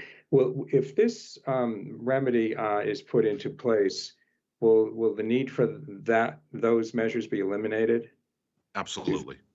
Okay, thanks. I'll wait until we hear from others before making any substantive comments. Thank you. Okay, thank you, Dean. Okay, Nancy Hendel. Welcome, Nancy. Thank you, Peter. Can you hear me? Yes, we can. Hello? Okay. Yes. I have amended my original letter to the board to the following statement after receiving some additional information and plans. Hello, my name is Nancy Hendel, and I have lived at 275 Riverview Drive for the past 12 years. My husband Jeff moved here in 1971 into a home on Joshua Jethro Road just down the street.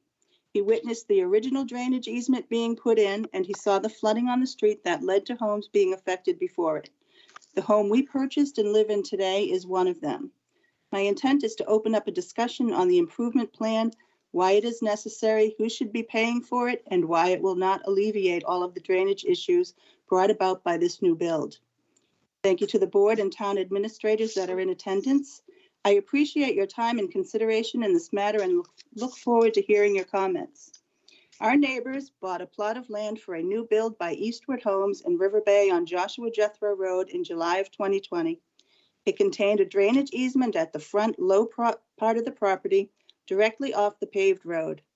It was put there in the 70s to protect homes in low-lying areas that were flooding during rainstorms. The system consisted of 2 grates at street level, a natural side ditch where excess water spilled off of the road to a basin area that contained pipes where water was funneled to a system beneath the street. The plot sloped from the north, east, and south sides to the slow spot on the west. As abutters, we were concerned when the excavation began because of alterations being made to this easement and the contours of the land that changed the natural overland flow of stormwater off of the property. We spoke of this on a telephone conference with the Board of Health on October 19th of 2020 for a septic variance. The builder, surveyor, and landowners were all in attendance. I hope you had time to listen to it. 8 to 13 minutes in, you can hear a discussion of potential flooding problems due to the raising and filling in of the area. We were assured that contours would not change and the easement would be maintained. However, this has not been the case. The basin was completely filled in. Pipes were raised to street level and were clogged. A berm with landscaping was erected on top of it, and an asphalt driveway now surrounds it all. These are all things that you should not do to this type of easement, as the area must remain clear, and the pipes need to remain at the low part of the basin. Water seems to have no way of getting into the system as planned, and surcharges on top of the street, then flows downhill, which is now across the street, onto another's property and flooding a home. Previous to this alteration, the easement did its job for close to 50 years, even though stormwater often cascaded down the street from both directions into the basin. Now, the landowners, builder, and surveyor do not want to be held accountable for ruining the easement. There was no building permit in place during the initial months while these alterations and excavations took place. The Sewer and Water Department determined this plan was not reviewed appropriately. The fact is, this drainage easement worked before the excavation and now it doesn't. Before any improvement plan is adopted, it should be the legal and financial responsibility of the landowner to bring this easement back to its original state. Dig out the basement and whatever fill was packed into pipes and beneath the road to unclog the system. Put the natural side ditch back in to allow water to flow off the road toward the basin area. Remove the berm and use a semi-permeable material for a driveway to assist in water seepage.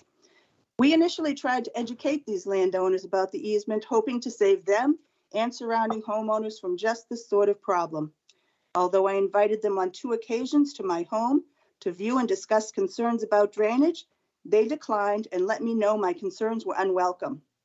They were aware of potentially causing flooding and drainage problems, yet chose to move ahead with a building plan that basically made the system useless. The town sees this as an opportunity to update drainage in the area. Funding additional easements is up to the town to decide, but that seems to be an entirely separate issue from this.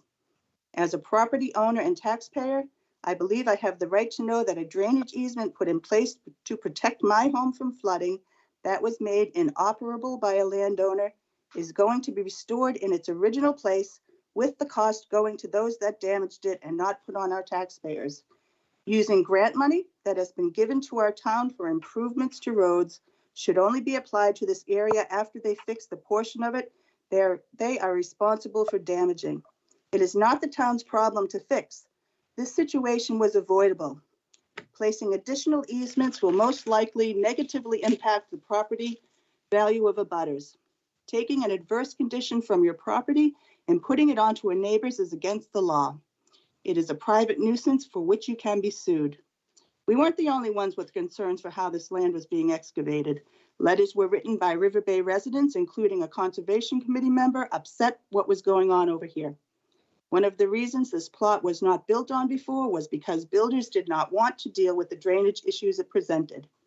The Board of Health stated you are legally unable to alter the flow of water from your property onto the street or surrounding properties.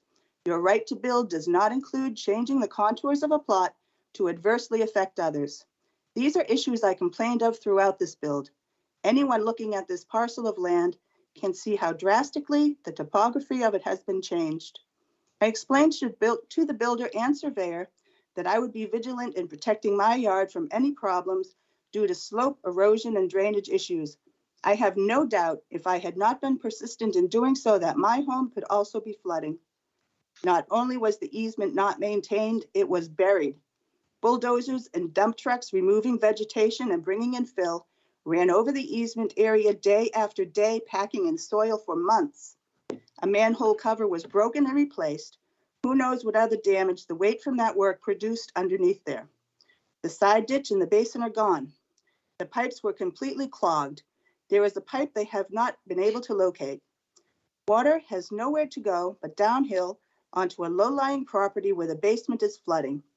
And in filling and raising this plot up higher than the street level, the landowners assured themselves of not having drainage issues, but in doing so, have successfully passed them on to the low-lying properties surrounding them.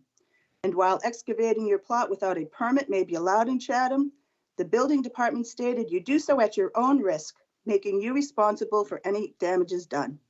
This is not the only area with drainage issues. The berm put in that was supposed to protect my home from additional runoff was placed on the other low spot of their land. This area ran across 3 properties. The berm was carried up around the back eastern slope, and then the northeast corner was filled in and raised, perhaps creating a blockage to the natural flow of storm water there. Anyway, the home to the east of mine has had flooding issues since the build. The southwest corner of my yard, where it meets the northwest corner of the plot, is also an area of concern. Water that had flowed off the street down toward the basin area is being diverted onto our property because they raised this area to street level and removed the side ditch that I've spoken about. At this juncture, you can see soil eroding under the paved road. You can also see the side ditch that has been maintained there on our property. It is blockage they have created to divert runoff from their land. The improvement plan contains berms and apron humps near the spot that may further divert water into the road, perhaps making future runoff here a problem. The eastern slope is currently eroding with each storm, and I fear the southern slope may as well. Promises made to plant yews and other fast-growing vegetation on them were never fulfilled. This build has basically adversely affected all of the abutting properties. I think the residents in this neighborhood and our town deserve some transparency in how this was allowed to happen. The Board of Health stated that issues with slope and contours do not fall under their scope of management, but some department is responsible for allowing this plan to go through. And there appears to have been little to no oversight. And now the town has procured a government grant to pay for a redo of the easement and add 3 more along the road. Are we going to bail out a landowner who blatantly went ahead and eradicated this drainage easement? Does not feel like an appropriate use of these funds. These landowners are not victims. They are responsible for this. I am interested in hearing what the board members think of this. I would also like to hear the water department discuss the drainage of this land and issues that were present before the build, what they know to have added further problems with what was done during the build, and what their assessment of what was done to the drainage area itself concluded. I would also like Mr. Temple or someone speaking for him to tell us what he meant when he said this plan was not reviewed appropriately. What would have happened had it been reviewed appropriately, and what can be done now after the fact to rectify it? I would ask Ms. Goldsmith to please explain the process of applying for a building permit in Chatham. Most towns require a certified engineer to sign off on a plan. Why doesn't Chatham? The surveyor responsible for this building plan is not an engineer, and it was flawed. I have questions regarding a theory he presented that drainage easement improvements are necessary due to increased rainwater during storms due to climate change. I was informed that assessments in our neighborhood that included studies of pond water levels did not support that argument. Is this true? And if so, wouldn't that have made improvements unnecessary, but that they are actually being done merely because the situation presents itself, owing to the fact that this drainage system will have to be remediated because it was made inoperable by this building plan? Are we being held financially responsible to cover mistakes made here to the tune of hundreds of thousands of dollars? I am also hoping Ms. Goldsmith can inform us on what this government grant as written is allowed to cover. I cannot imagine they would pay to rectify an easement that was altered by a landowner who was responsible for maintaining it. And lastly, I would ask the engineer from GHD in Hyannis exactly what he was asked to write a proposal for an improvement for. There is nothing contained in his report in the problem section that alludes to the fact that the original easement was altered, that a basin was once there but now it isn't, that a side ditch was there but no longer is, that outlet pipes were moved and clogged, that the entire system no longer functions the way it was supposed to. His problem talks about the surcharge of water but does not include the reasons why. I would like to know why it isn't included in the report, since it is a huge part of the problem and reason for flooding. In conclusion, I ask the Board of Selectmen to look into the regrading of this plot, to follow the original contours of the land, thereby accepting the natural overland stormwater flow that accompanies them. They need to alleviate all drainage problems, remove any raised areas that are contributing factors to flooding issues, and to make sure any erosion issues due to slope changes are properly dealt with. It is important that as abutters, our rights and interests are being protected, and we would appreciate your support in doing so.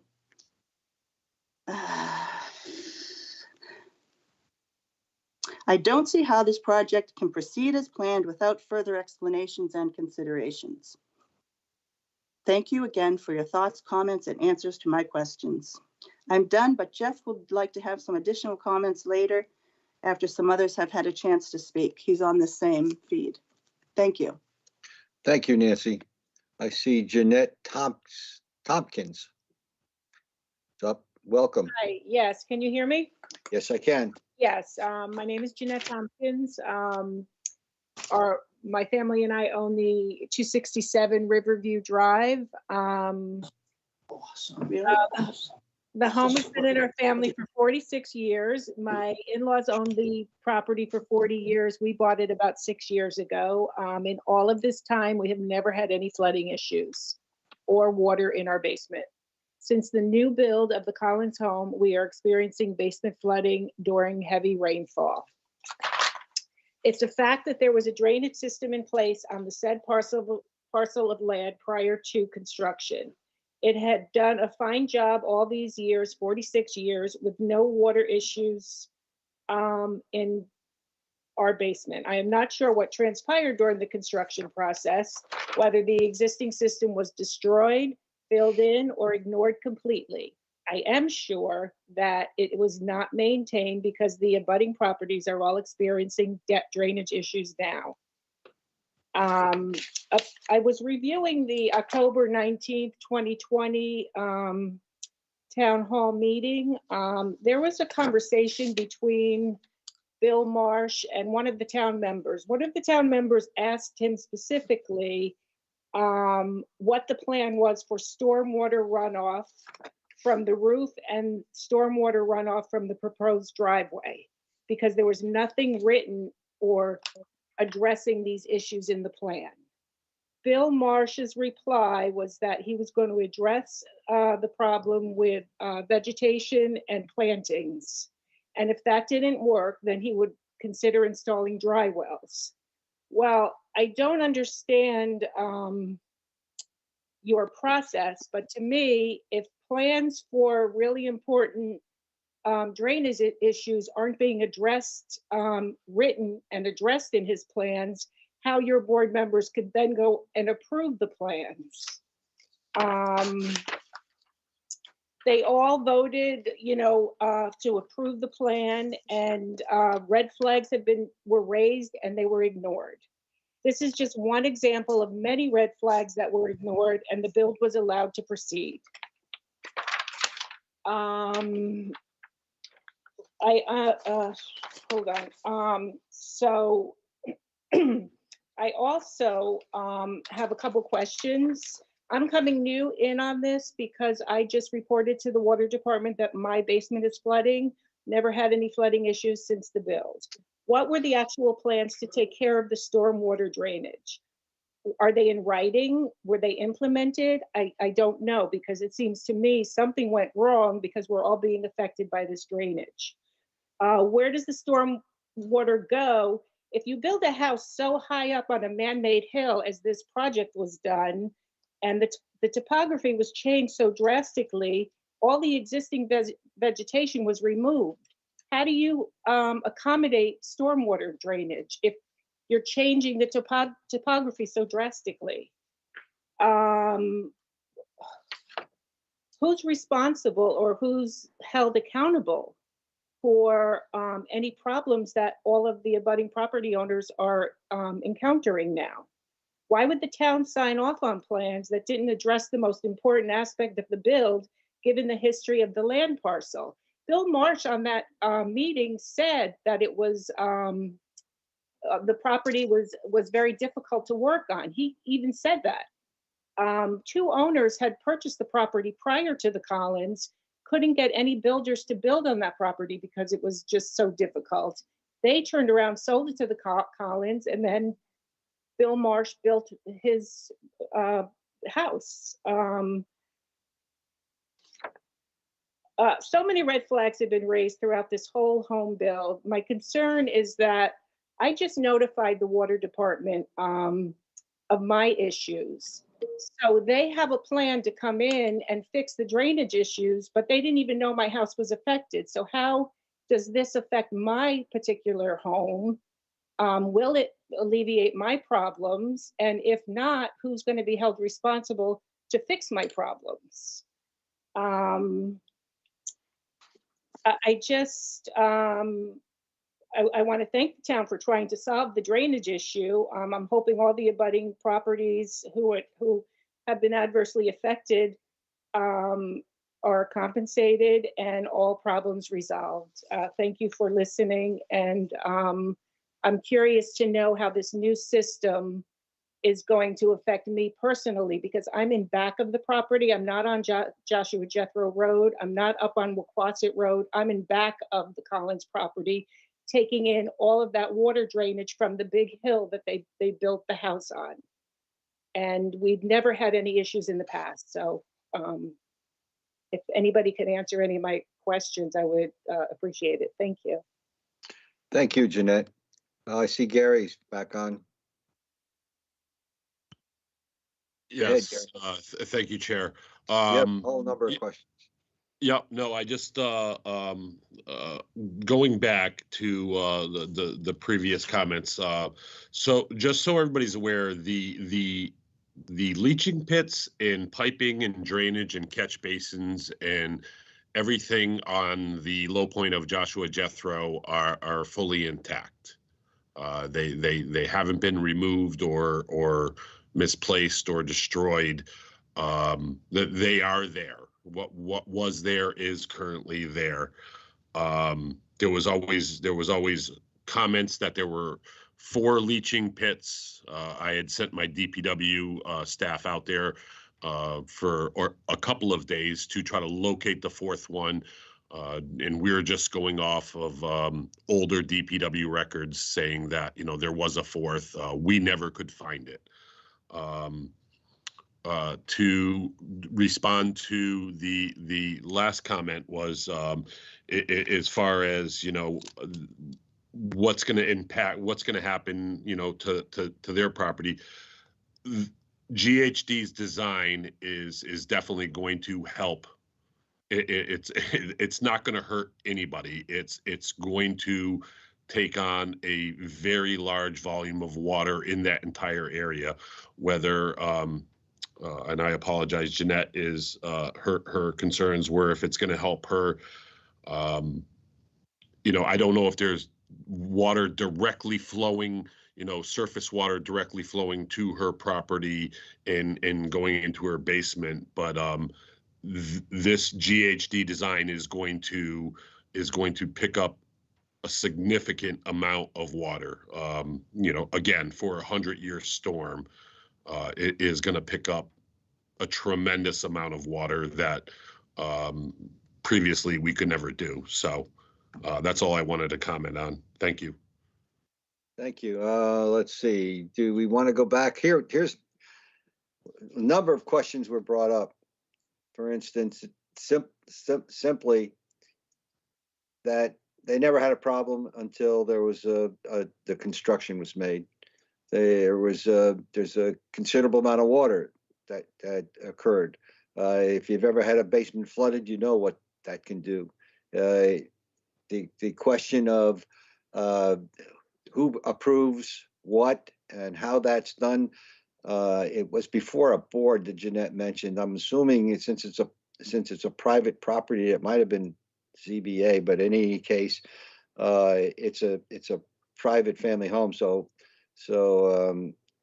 development of a land of the getting approval would have to go through the building inspector and so forth. So I see Jill's name's up. There's a whole host of questions and some very concerned individuals, and rightfully so. Jill.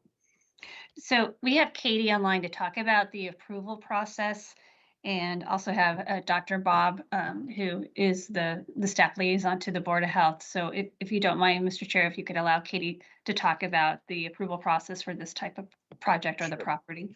Yep. Thank you, Jill. Hello, Katie. Good evening, everybody.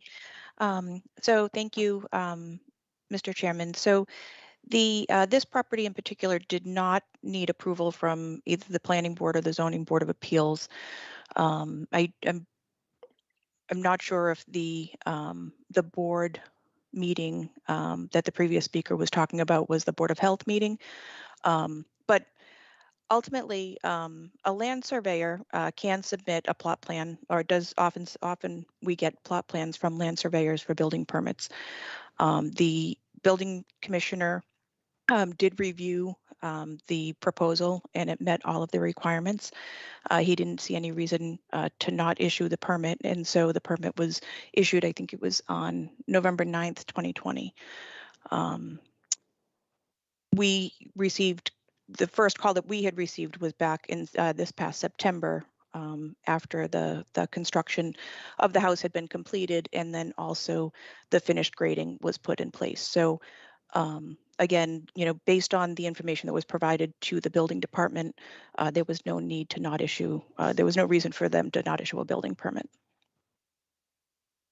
So I'm happy to answer other questions.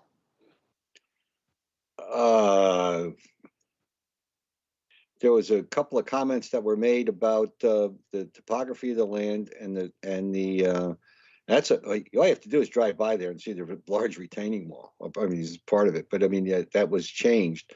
Mr.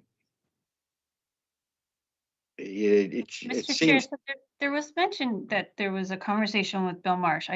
Dr. Bob, you're on the call if you don't mind, Mr. Chair. Was that at a Board of Health meeting, or was that with staff? If you can just elaborate on that. Yes, it was the Board of Health meeting. I'm sorry, can I interrupt? Sure, go ahead, Judith. It was the Board of Health meeting where a town member asked Mr. Marsh his intentions, and because they were not written in the plan. You can go back and listen to it. That's how I found it. I know the Board of Health meeting was actually the variance for a 3-bathroom septic, but that was brought up in the conversation. Hi, Chairman Kokolas. I'd like to just jump in if I could, please. This is Jeff Hendel. I'm sorry, who's that? It's who's Jeff speaking? Hendel.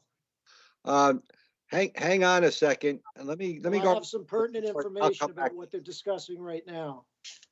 If I Jeff, could, I'll please. right back to you. This- I have a board member who has his hand up. Okay, I'm sorry. No, it's okay. Dean, go ahead. You're on mute. I'm happy to defer until after Mr. Hendel speaks. So I just have a couple of questions and I can wait on those. Okay, thank you. Okay, Jeff, go ahead. Thank you, Selectman Castro and Chairman Kokolas. In regards to this Board of Health meeting, I have all the facts here. The Board of Health meeting was held on October 19th, 2020. It was a Board of Health meeting to discuss a variance hearing for the approval of the innovative alternative septic system for 140 Joshua Jethro. I'm just going to recap a couple things I said during that meeting. Some of you may have seen it. If you haven't, I would encourage you to go and look at that meeting online on the Channel 18 archives. But, I'm just going to make some comments. The board chairman of the Board of Health stated the slope issues on the parcel. Our health agent stated you cannot create a nuisance situation. All drainage has to remain the same. Now, my wife mentioned some of this stuff, but I just wanted to kind of make that very clear. But the bottom line is, at 11 minutes and 30 seconds into this meeting, I spoke about my history here in River Bay. Once again, my parents bought their house in 1971 down at the end of Joshua Jethro, about 8 houses away from the current home I live in on the corner of Joshua Jethro and Riverview. So I've been here in River Bay for a long time, 50 plus years with the family and 12 plus years in the house I'm currently in. I was here during the 70s when the flooding would happen at the bottom of Joshua Jethro between 140 and 137 Joshua Jethro, prior to them installing the original drainage system. And I know at that time, the original owners of my home at 275 Riverview, Walter Applegate was the homeowner. They had major flooding in the basement here of my current home. The drainage system they put in the 70s, it did the job. There was never a problem again. And we talked about earlier about this big storm in September of maybe 5 to 6 inches of rain. I'm sure sometimes between 1975 and 2021, we had similar rains. That system, the original system, worked wonderfully. There were never problems until all of the excavation, the changing of the topography, removal of all the plant life. There's no question in my mind, and I'm sure there are many that will disagree with me, but you know, the facts don't lie. This problem was created by the new home built to the south of my home. Thank you very much. Thank you, Jeff. Back to Dean. Yeah, well, actually, Mr. Handel answered one of my questions. I was trying to determine where he lived, and I was under the impression it might have been at 137, but that's no one from 137 has spoken here. 137 Joshua Drexel, right? Because Ms. Tompkins is on Riverview also. Yeah, I see another person, Donna Guest, that has their hand up. I don't know who that is, but okay. Let me just throw out one question too, sure. And we can do this after that individual speaks if she wishes. Jill mentioned that Pat Costello is on the call. I wonder if at some point we could hear from Pat, sort of an articulation of the respective responsibilities of abutters to abutters vis-a-vis responsibilities of the town on the other side, so we can try to understand, who might be responsible for what in this situation. Thank you. Sure, I agree, Dean. Excuse me, I see Donna, and I don't know who Donna is, but that's okay. Speak up.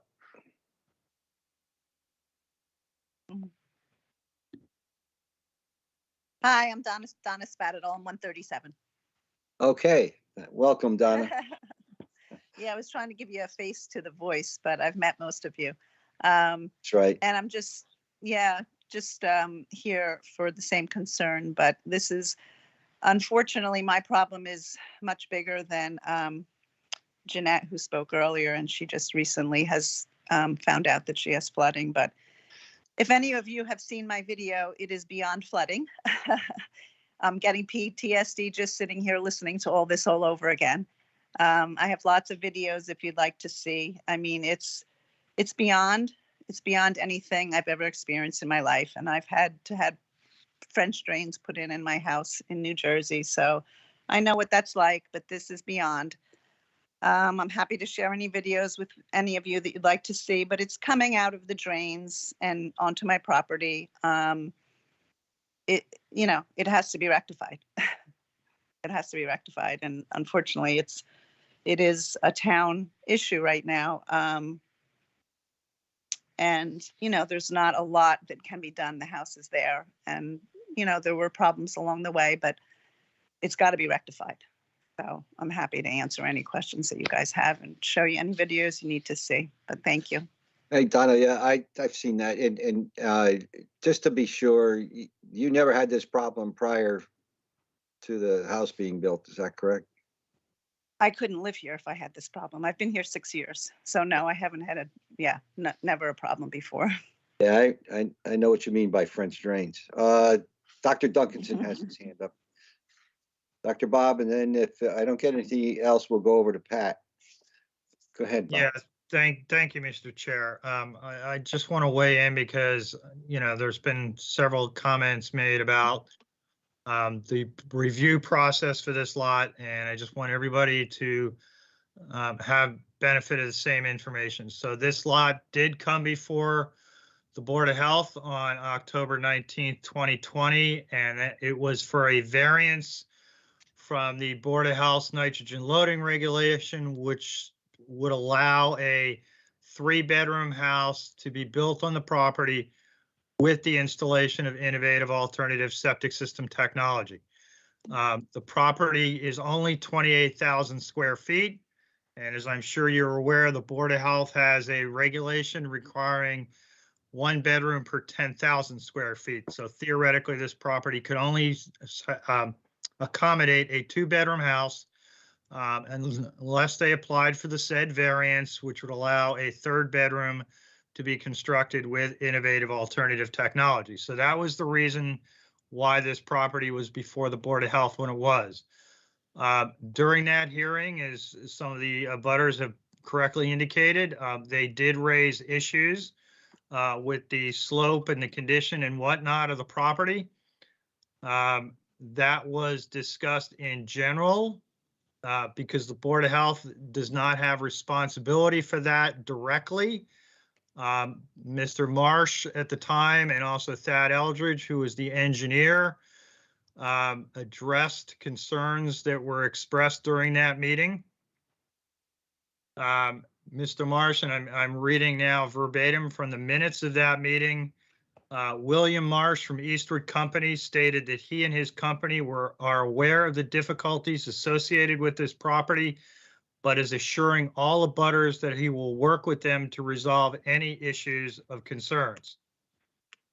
Later on, we did talk about the drainage issue coming off the roof and the driveway, and that was a question that I had raised because on the site plan that they provided, there was no indication how roof runoff or driveway runoff was going to be addressed.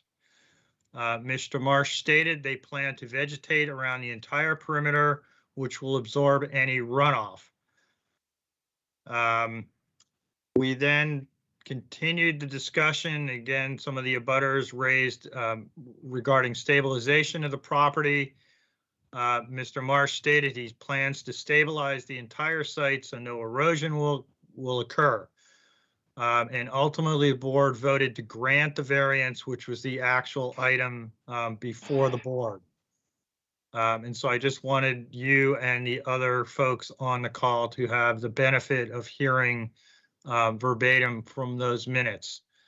You know, I still, having been out there since the property was developed, I still have a concern because there was a significant paved driveway put in, which had no drainage put on the driveway itself, meaning all that additional runoff from that area is directed to the roadway. And I still have a concern as to whether or not the existing drainage system, which was there, and by all accounts of abutters, as well as my understanding of that neighborhood for years, there had never been a problem until that lot was constructed. Whether that means the drainage system was compromised during construction or was simply overwhelmed beyond its planned capacity by the development on this lot and the regrading of the lot and the slope of the driveway and everything else, we don't know that for a fact yet. So anyway, I'm happy to address any questions. Okay, Dr. Bob. Let's see. I'd like to go over to Pat. I want to put this in maybe too simple terms, and you know me, Pat. Sometimes I simplify too much, but here we have a plan that was approved. A surveyed plan that was presented to the town, and it goes through the process, and it gets approved. And between the time that we have a plan and after the house is built and the retaining walls are put up and so forth, we have a lot of flooding, and we have a considerable amount of flooding. And the town, since since the flooding is occurring and it's affecting abutters, the town has taken the initiative to try and fix it. That's kind of one thing. The other part of that is, you know, the plan that was approved. I guess the question is, was the house built according to that? But that's kind of another issue, but it's kind of something you have to address. And then we get into the fact of how we're paying for this and the concerns that the abutters have. So it's I'll leave it at that. I don't want to make a judgment yet, but I'll turn it over to you, Pat. Thank you, Mr. Chairman. Good evening, everyone. Yeah, this is a very complicated situation. I've heard a lot of interesting statements tonight relative to the facts, and really the facts are going to determine what the legal responsibilities of the various parties are. In general, I can clearly say that the diversion of surface waters in any way from one property onto another has long been recognized as a nuisance situation in Massachusetts. It presents an actionable claim that a damaged property owner would have against a property owner who diverts or changes the natural course of water such that it flows onto an abutting or neighboring property. Let's get that out of the way. There is recourse for situations like that. In terms of the town's role in this matter, I sense that the only variance or the only relief from applicable regulations and laws that was requested was, as Dr. Bob had noted, for the septic system variance in order to have a 3-bedroom house built on that particular parcel. Now, certainly as a component of any septic system permit application, surveyed plans would be submitted to the Board of Health. But the Board of Health's focus is on how the proposed septic system fits within the lot, whether it meets all distance requirements, buffering requirements, depth requirements, things of that nature. The Board of Health as a body under Chapter 111, its governing statute, really doesn't have any jurisdiction over changes in grades of property or alterations in flow of water from property. The board does have the right to prevent nuisance conditions that could, affect public health, welfare, or safety. But that's a different set of authority than what we're talking about when reviewing septic system applications. The structure that was built at 140 was not built pursuant to any variances or special permits. The Planning Board of the Zoning Board of Appeals did not have to grant any zoning relief in order for the property owner or the developer to build the structure that is now existing in that property.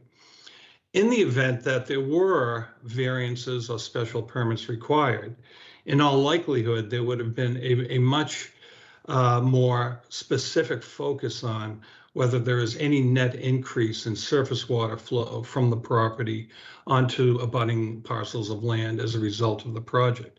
Because there were no such variance or permit requirements and thus no hearings or conditions imposed, all that the developer really had to obtain in order to build the residence on the property was the building permit. And in order for a building permit to issue, all that a property owner has to establish is that it has complied with the building code and the zoning requirements applicable to that particular property. So where does that leave us? Any development, any alteration of vacant land is without question going to have some impact on the flow of surface waters in the vicinity of the property. We've seen that throughout the town in multiple areas. It's everywhere. When you have denser development of property, there is definitely going to be more sheet flow or more flow of surface water generated from that property. The question then becomes, how does that additional sheet flow or surface flow contained? We had a drainage system installed in Joshua Jethro Road in this general area that was somewhat dated. It's probably close to 50 years old, if not more.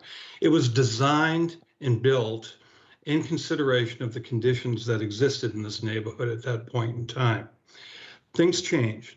There's been development undoubtedly in that neighborhood beyond this particular house at 140 Joshua Jethro. When the town was made aware of the fact that there were flooding issues with regard to the property at 137, my understanding is that it reacted promptly and undertook whatever measures it could to help alleviate or mitigate the flooding problems that were being experienced at that property. And in conjunction with those efforts, there was a review made of the existing drainage facilities in the neighborhood to determine whether they were working properly, whether there were any issues with them. At that point in time, to my knowledge, it was first discovered that there appeared to have been some work done in and around the easement area at the front of 140 that may have altered the detention facilities that were installed within the town's easement of that property. That should by all means be looked into. That drainage easement should be secured by the town and utilized as effectively as it possibly can be to minimize or mitigate any flooding issues in the area. And it will be.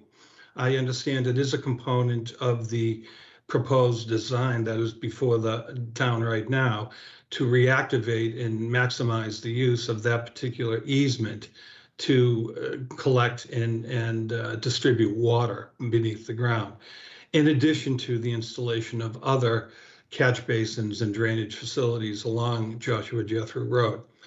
That, in my view, is an appropriate response. Has the town done anything wrong in terms of permitting? I have not heard anything that would indicate that to be the case. As noted, the only permits required were a building permit for the house at 140, which requires compliance with the state building code and the town's zoning bylaw.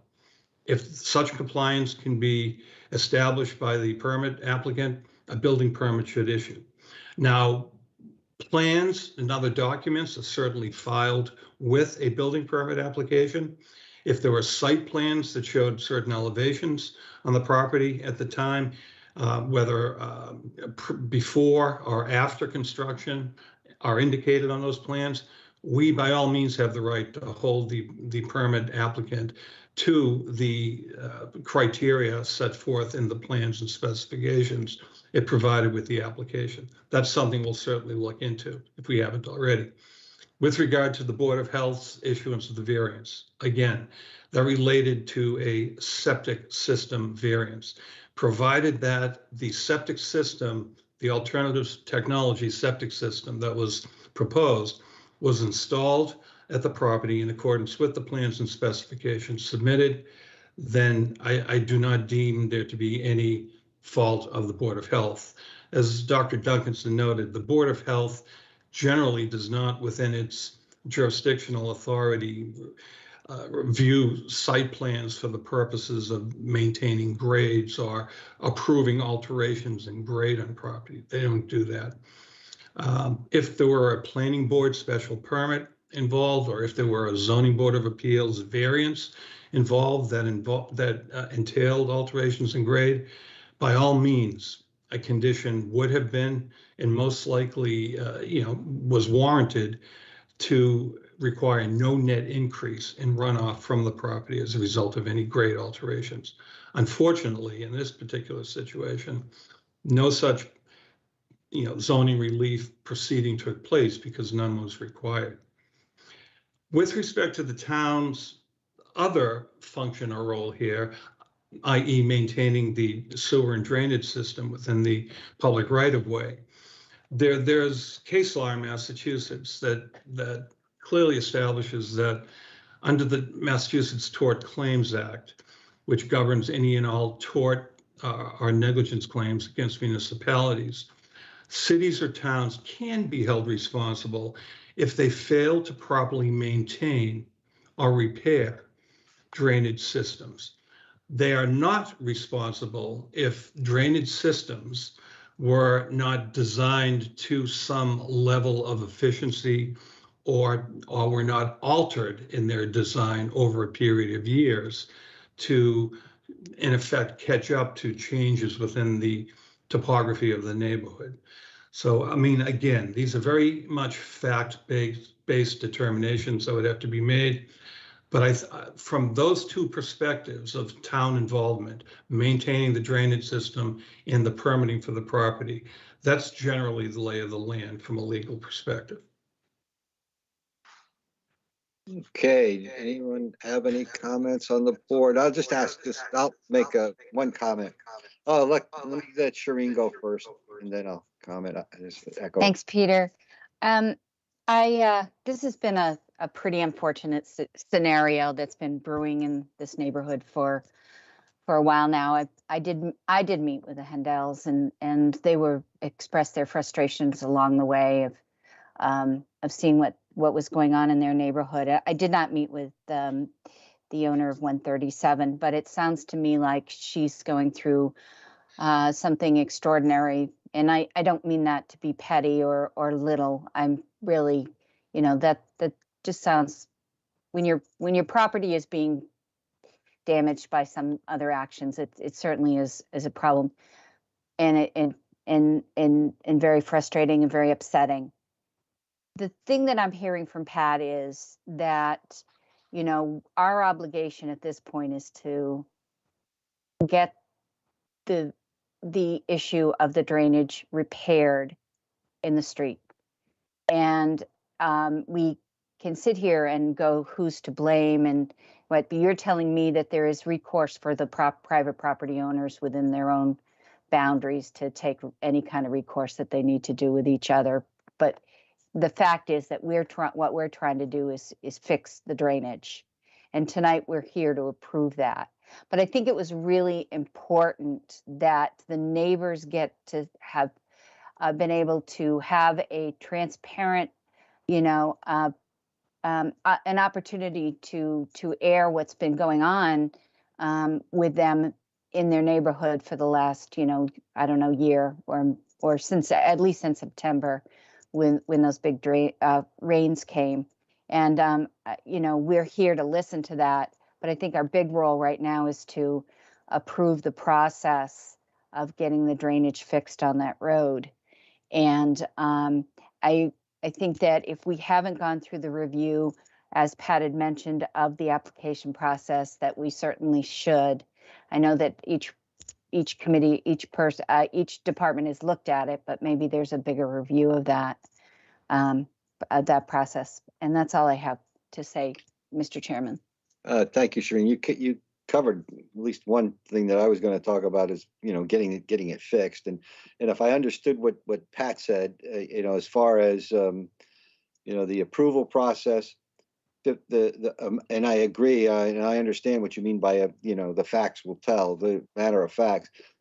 If, we had an approval process that was looked at, and in any kind of a plan that you have, from the plan to the completion, did the completion meet the plan? Of course, there are circumstances where you have to modify a plan when you get out there. There's a nice term for it, which means, you have an issue and you fix it.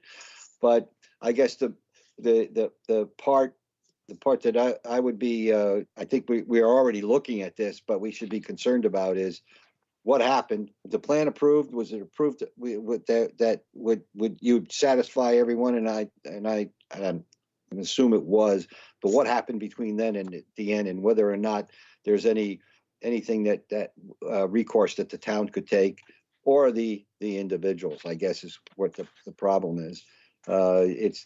It's I don't want to wait around to figure out what that is to get this fixed. That's for sure.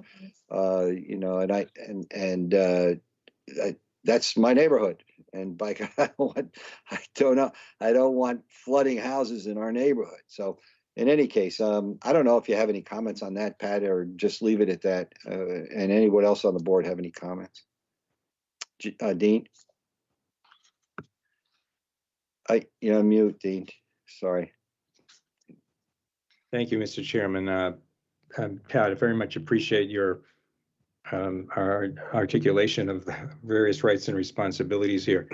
And if I'm looking at the memo correctly that was submitted by Gary Glazer, this was intended as an informational update. I don't think there's a board vote that's required. I guess my mistake. That's all right. I'm not here to correct. I just in terms of the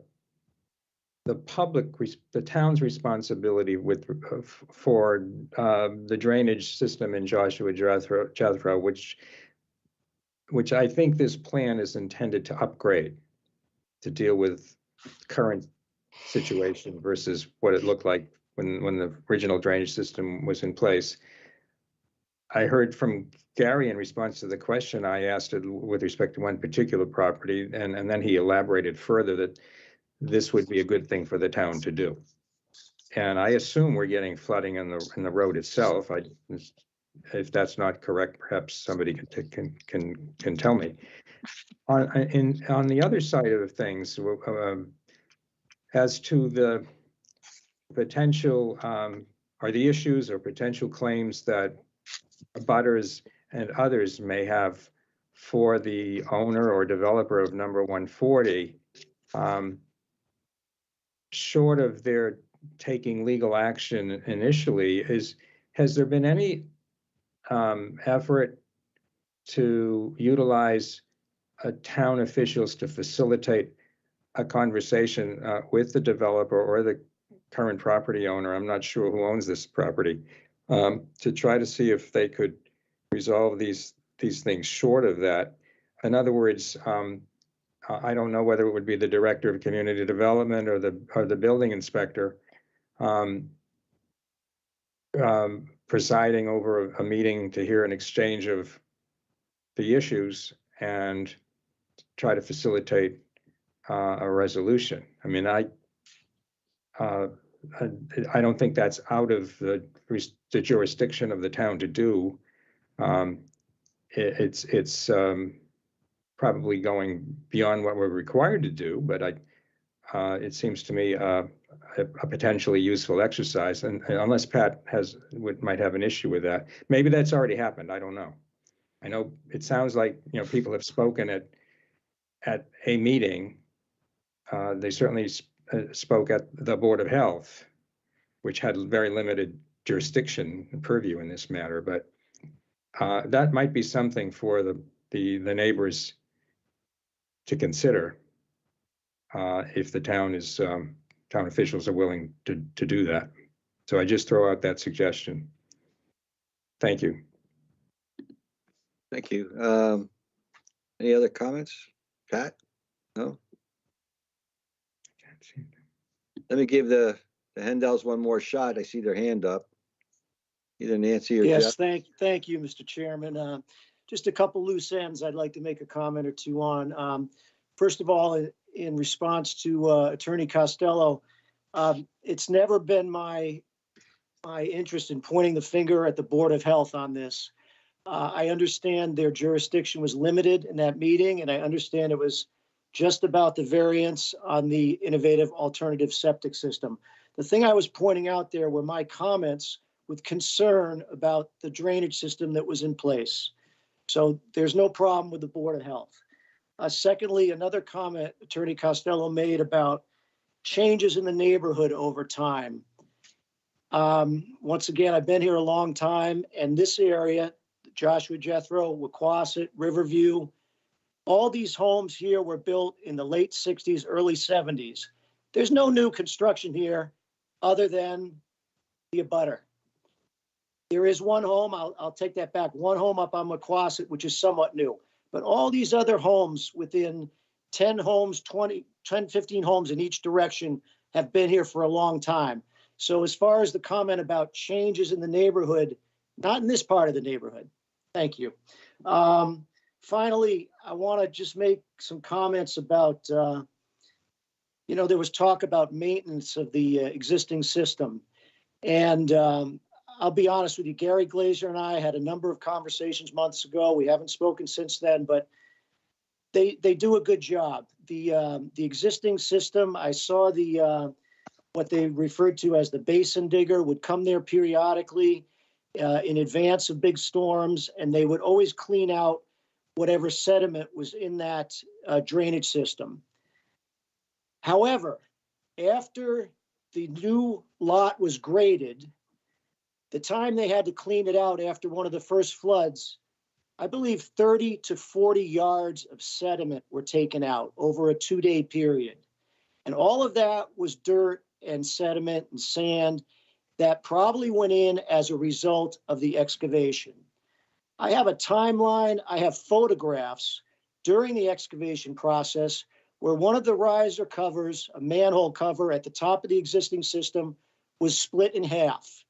And during that time, I'm sure all these excavators, dump trucks full of sand, all running over it. So my theory is a lot of sand got put in there as a result of the excavation. And let me tell you this, when the flooding was happening big time at 137 Joshua Jethro, the town employees did a wonderful job. Gary and his crew were out there at 10:30, 11 o'clock at night in the pouring rain, putting those sandbags in place. So they really deserve credit for helping out my neighbor. Finally, this might be a question for either Attorney Costello or Ms. Goldsmith. In the packet of information, it talked about Chapter 90 funds would be available for this kind of project. And my question is, what are Chapter 90 funds, please? Okay, Jeff. Okay, Jill. Thank you, Mr. Chairman. So Chapter 90 funds are state aid funds that is allocated, through the governor's office, a certain percentage. It's based on loose calculation, the number of paved roads and other variable aspects. So each municipality in the state is eligible, and we get about $365,000 every year unless the governor releases more, and sometimes that's done mid-year. But essentially it's state aid that's available to each municipality. Great, thank you very much. Following up with that, from what I've seen in that information package, the bids on this new construction or new drainage system, they were all in the $300,000 to $450,000 range. I'm sure there was some monies that were given to the engineering firm. So I would say this project is easily $400,000 to $500,000 if and when the project is undertaken. I would suggest this is an inappropriate use of these funds, and I'll just leave it at that.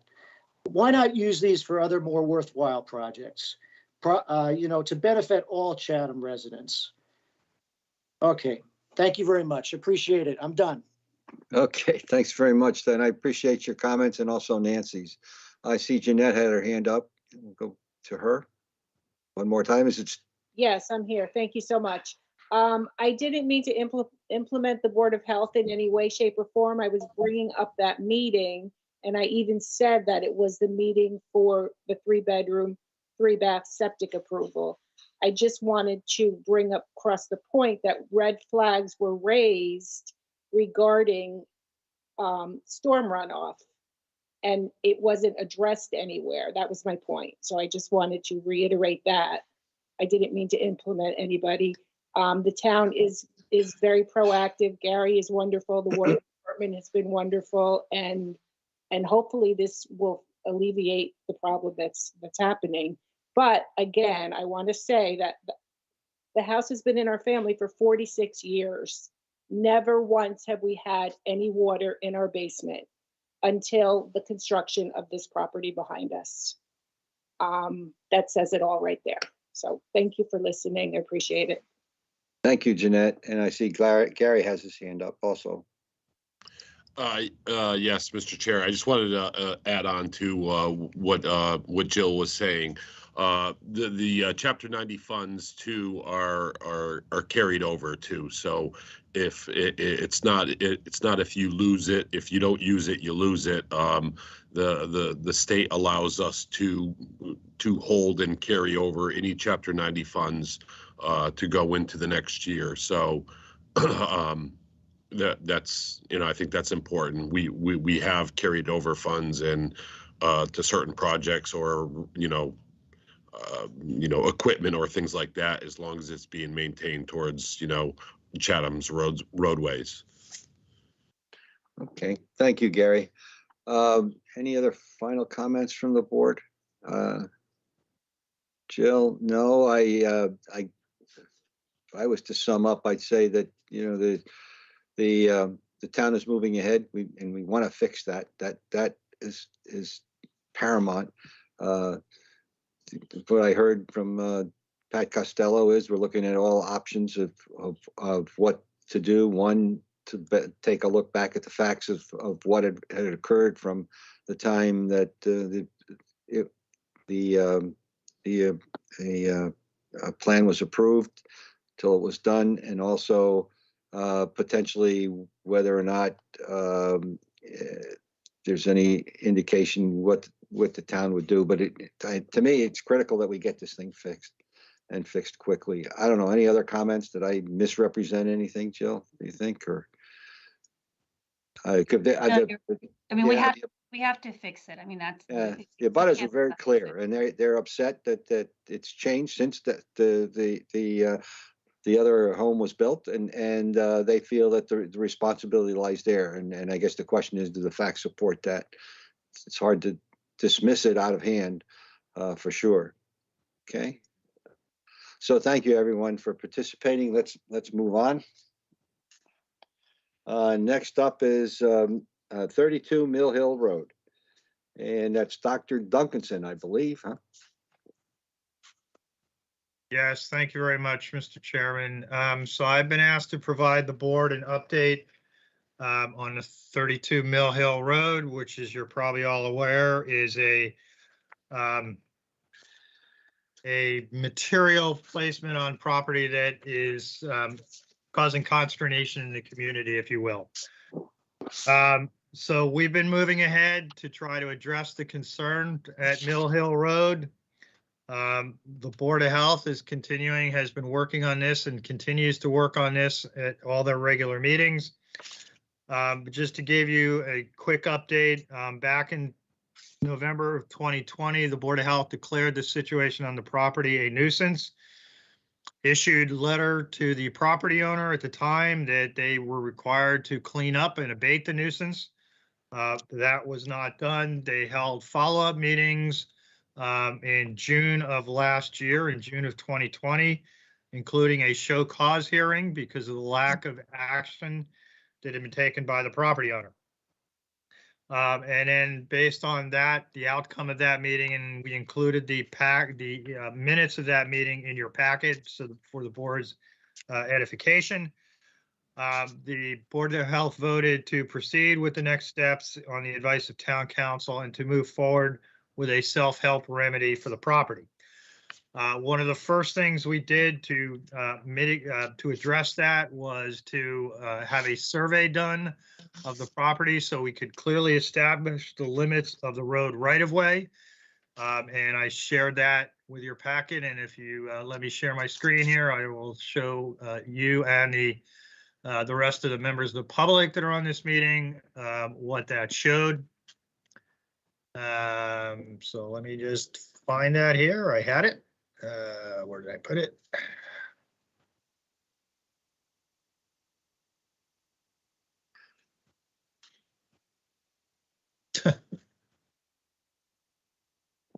It's over to our left. It says Teams Plan Book. So it might be your right, Bob. Is that it?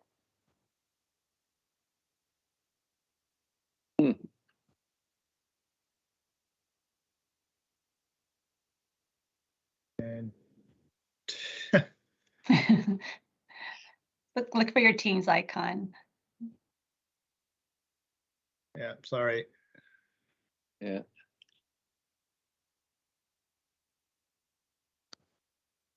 Oh, yeah.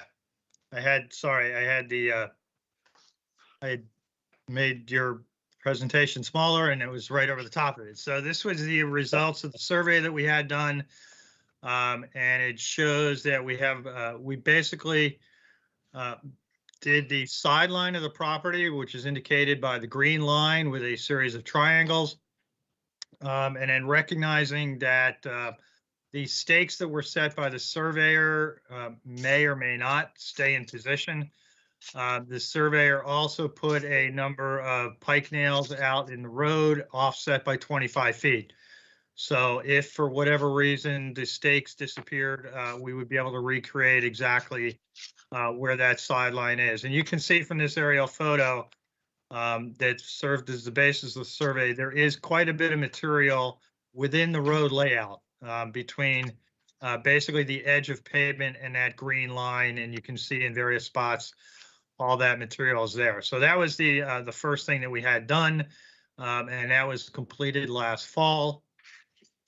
And then subsequent to that, there were conversations held or discussions held by DPW with a number of potential companies that could provide a cleanup of that road layout. We did receive several bids for that work. Unfortunately, those bids came in the range of $14,000 to $30,000, and anything over $10,000 under the Mass Procurement Law, Chapter 30B, requires a written request for proposal or request for bid, if you will. It doesn't have to be detailed, but it does have to be in writing so that all potential bidders are bidding on exactly the same scope of services as opposed to hearing about it verbally.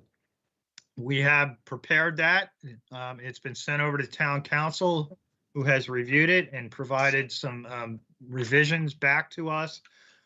So we just received those recently. Those are currently, the changes are currently under review. And it would be our intent to get that document out as quickly as possible. The corollary to that is the fact that there is no dedicated funding source for these kind of cleanups.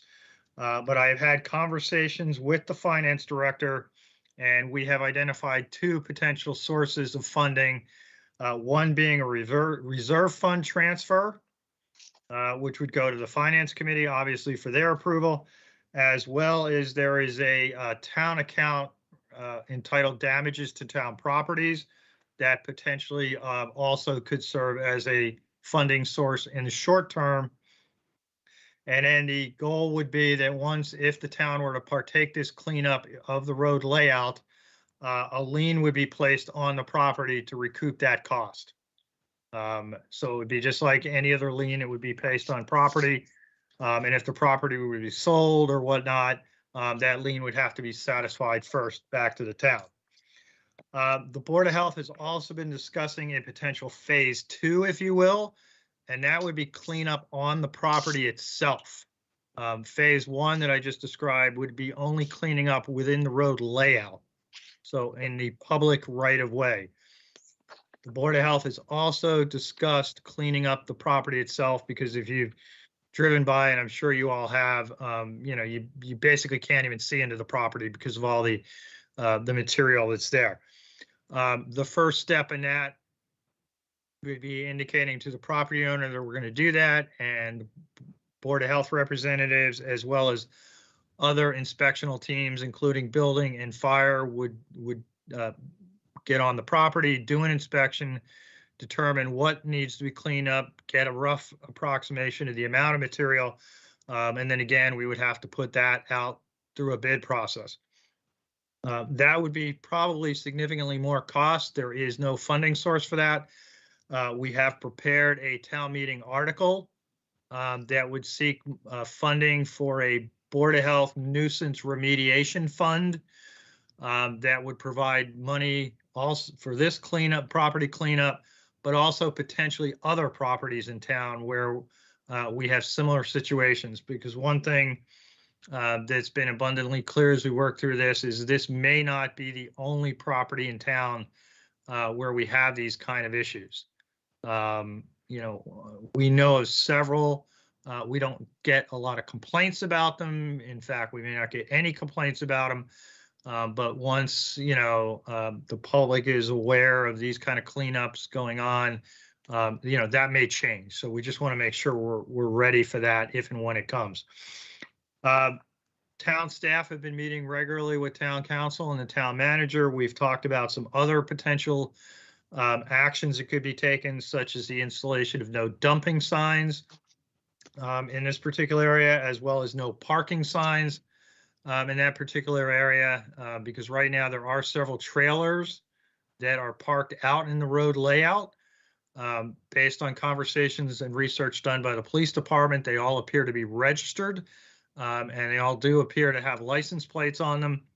And so technically, according to the police department, there is nothing to prevent those trailers from being parked within the road layout. There's no specific prohibition in any town statute that would prohibit that.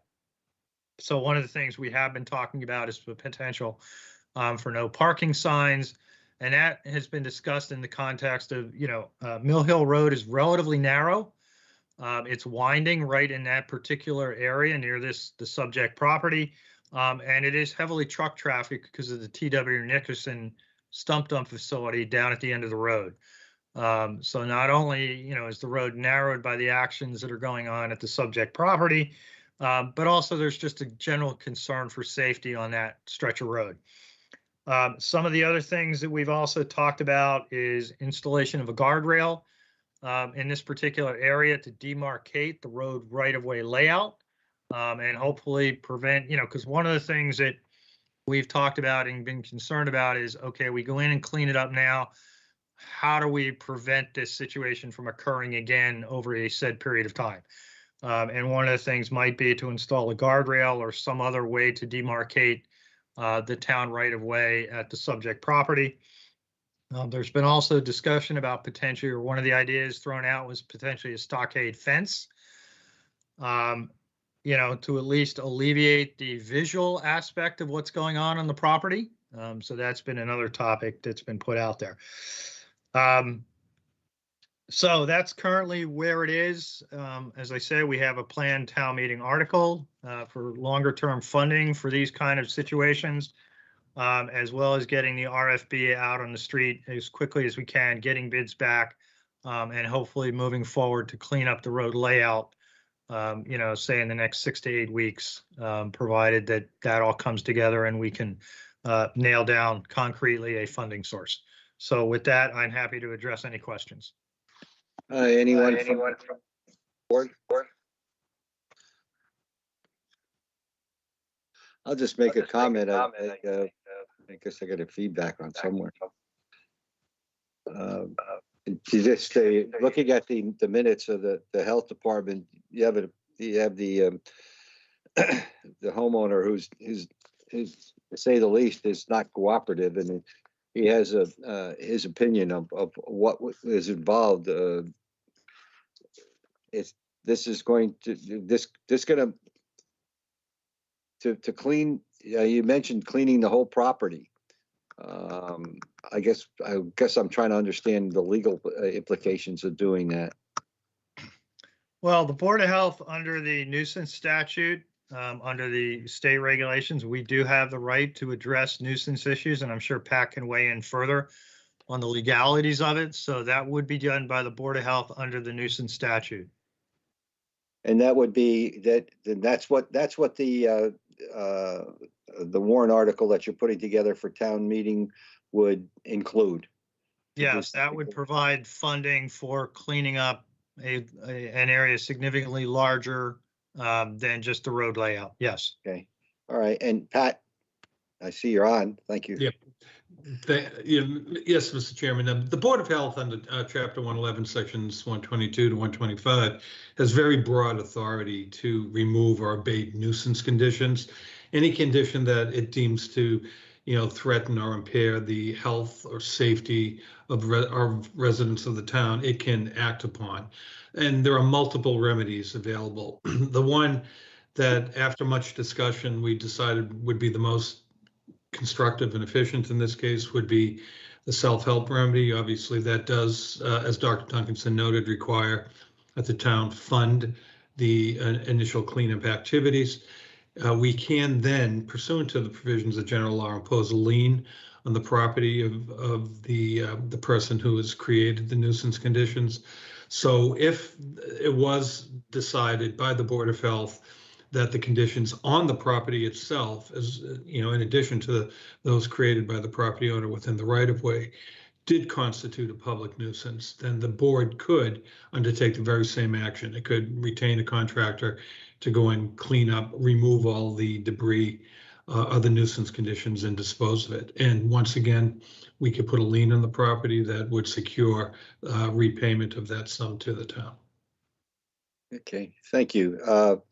I'll go to Corey first, and I have a hand from the public, and then Shireen. Corey and Shireen, and then I'll go to the public. All right, thank you, Peter. No, just some general comments. I mean, obviously, getting the road layout cleared is an absolute. I mean, this has been an issue for a considerable amount of time. I know residents in this area have had great concerns. They've expressed them. It's gotten to this point where the Board of Health's been to get involved in town. But it can be a tough road to navigate, especially with some of the bigger trucks from TW coming in and out of that area. So getting that cleaned up is an absolute. Entering into the property itself, that's going to be a little bit more delicate because, as Dr. Bob mentioned, that we could probably be addressing that to other properties in town, and I think we got to be careful where we can navigate with that.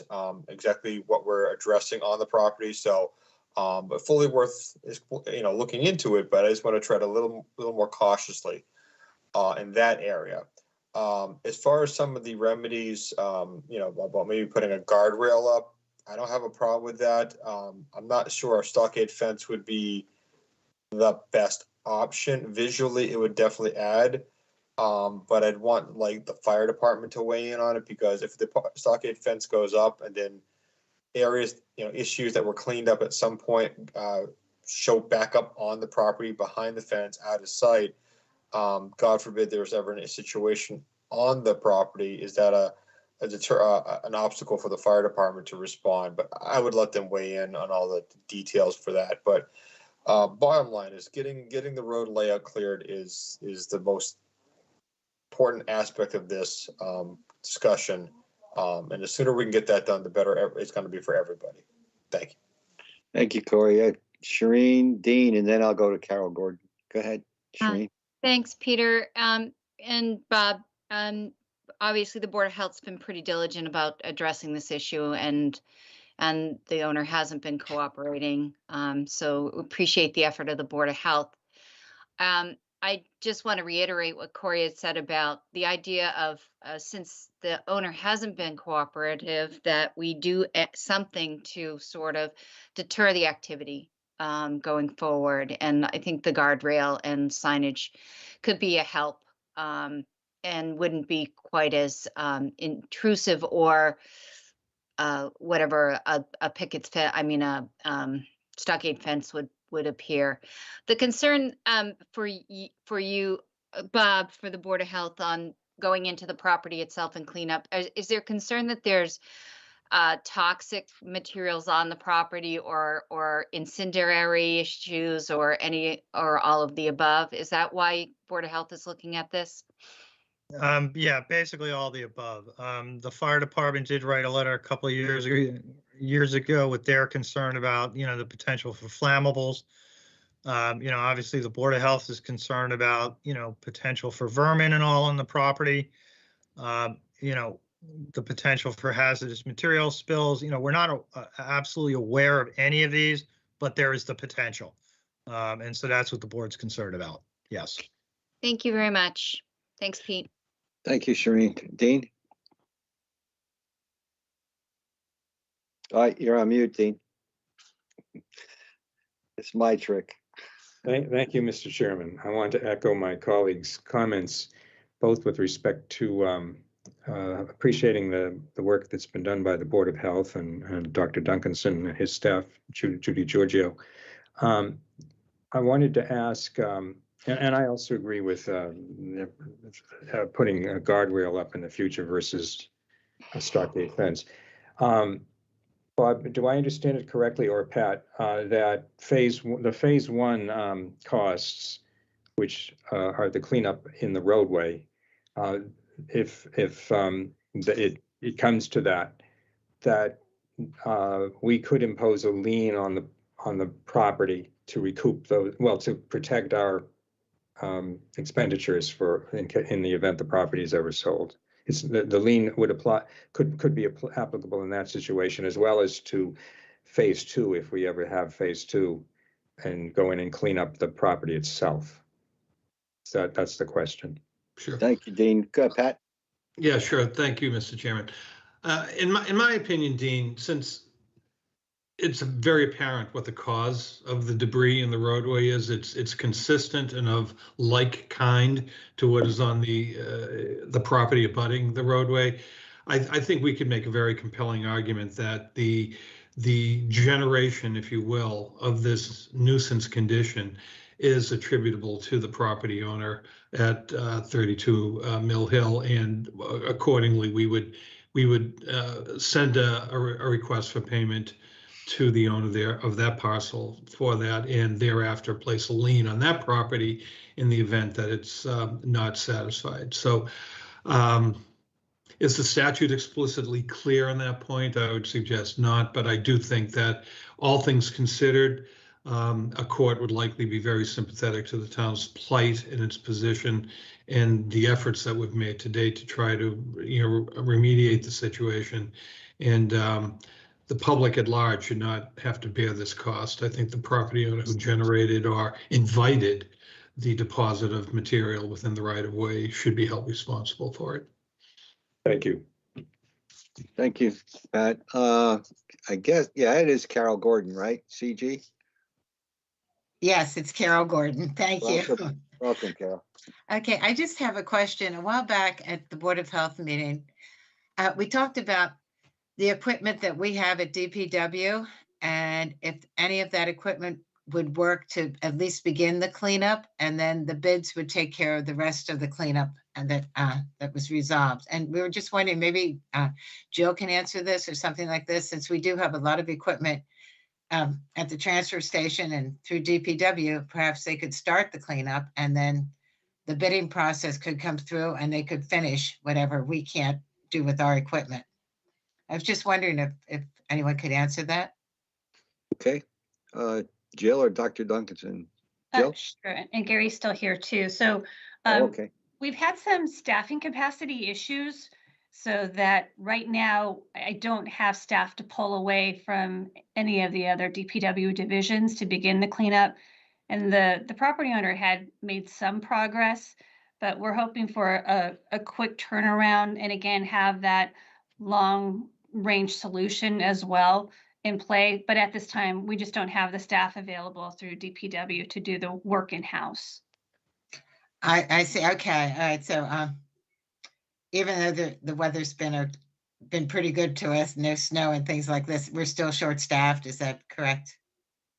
Yes, and it's been a number of things, but yeah, we are. I can't pull someone away from the transfer station to help load, and some of the risks too for the employees to do it if there's any kind of manual work to be done too. So I mean, there's a lot of factors that we thought the best case would be to try to go out as quickly as possible to get a contractor to do it for us. Okay, I appreciate your answer. Thank you.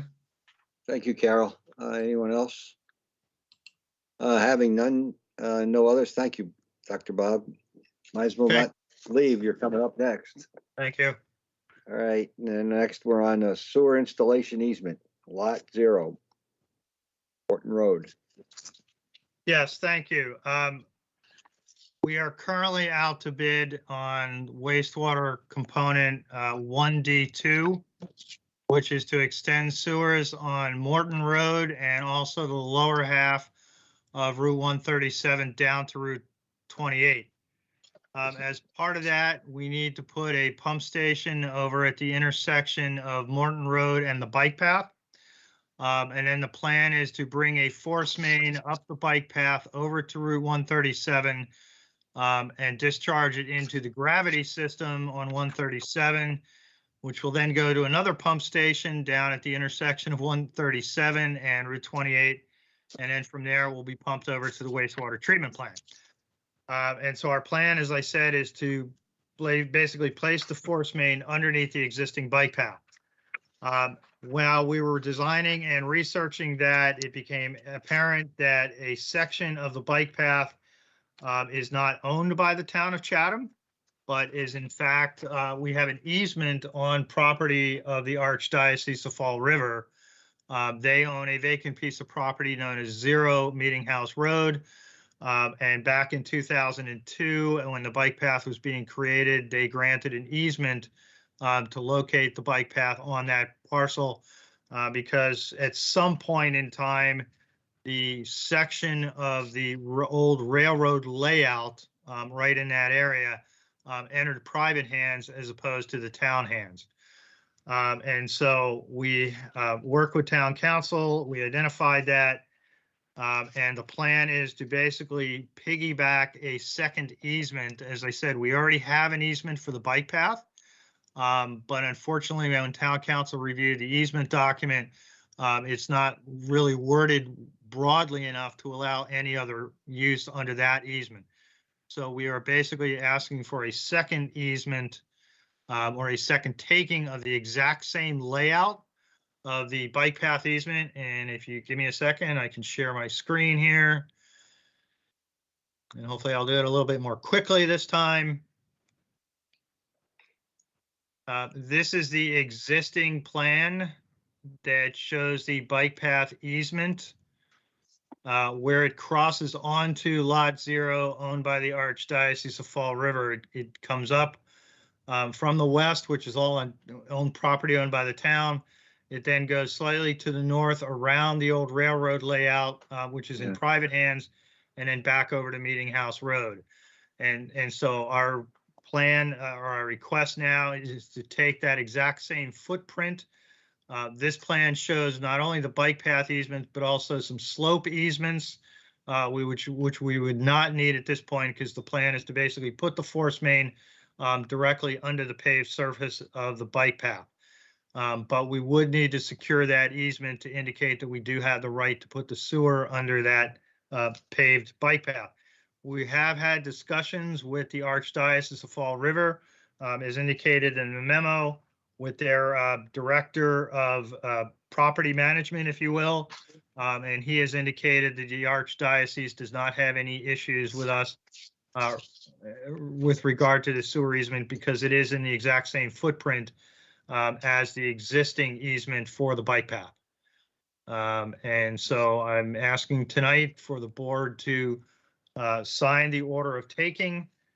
We would then go ahead and get that recorded and be able to move forward, because I said we do have this project out to bid.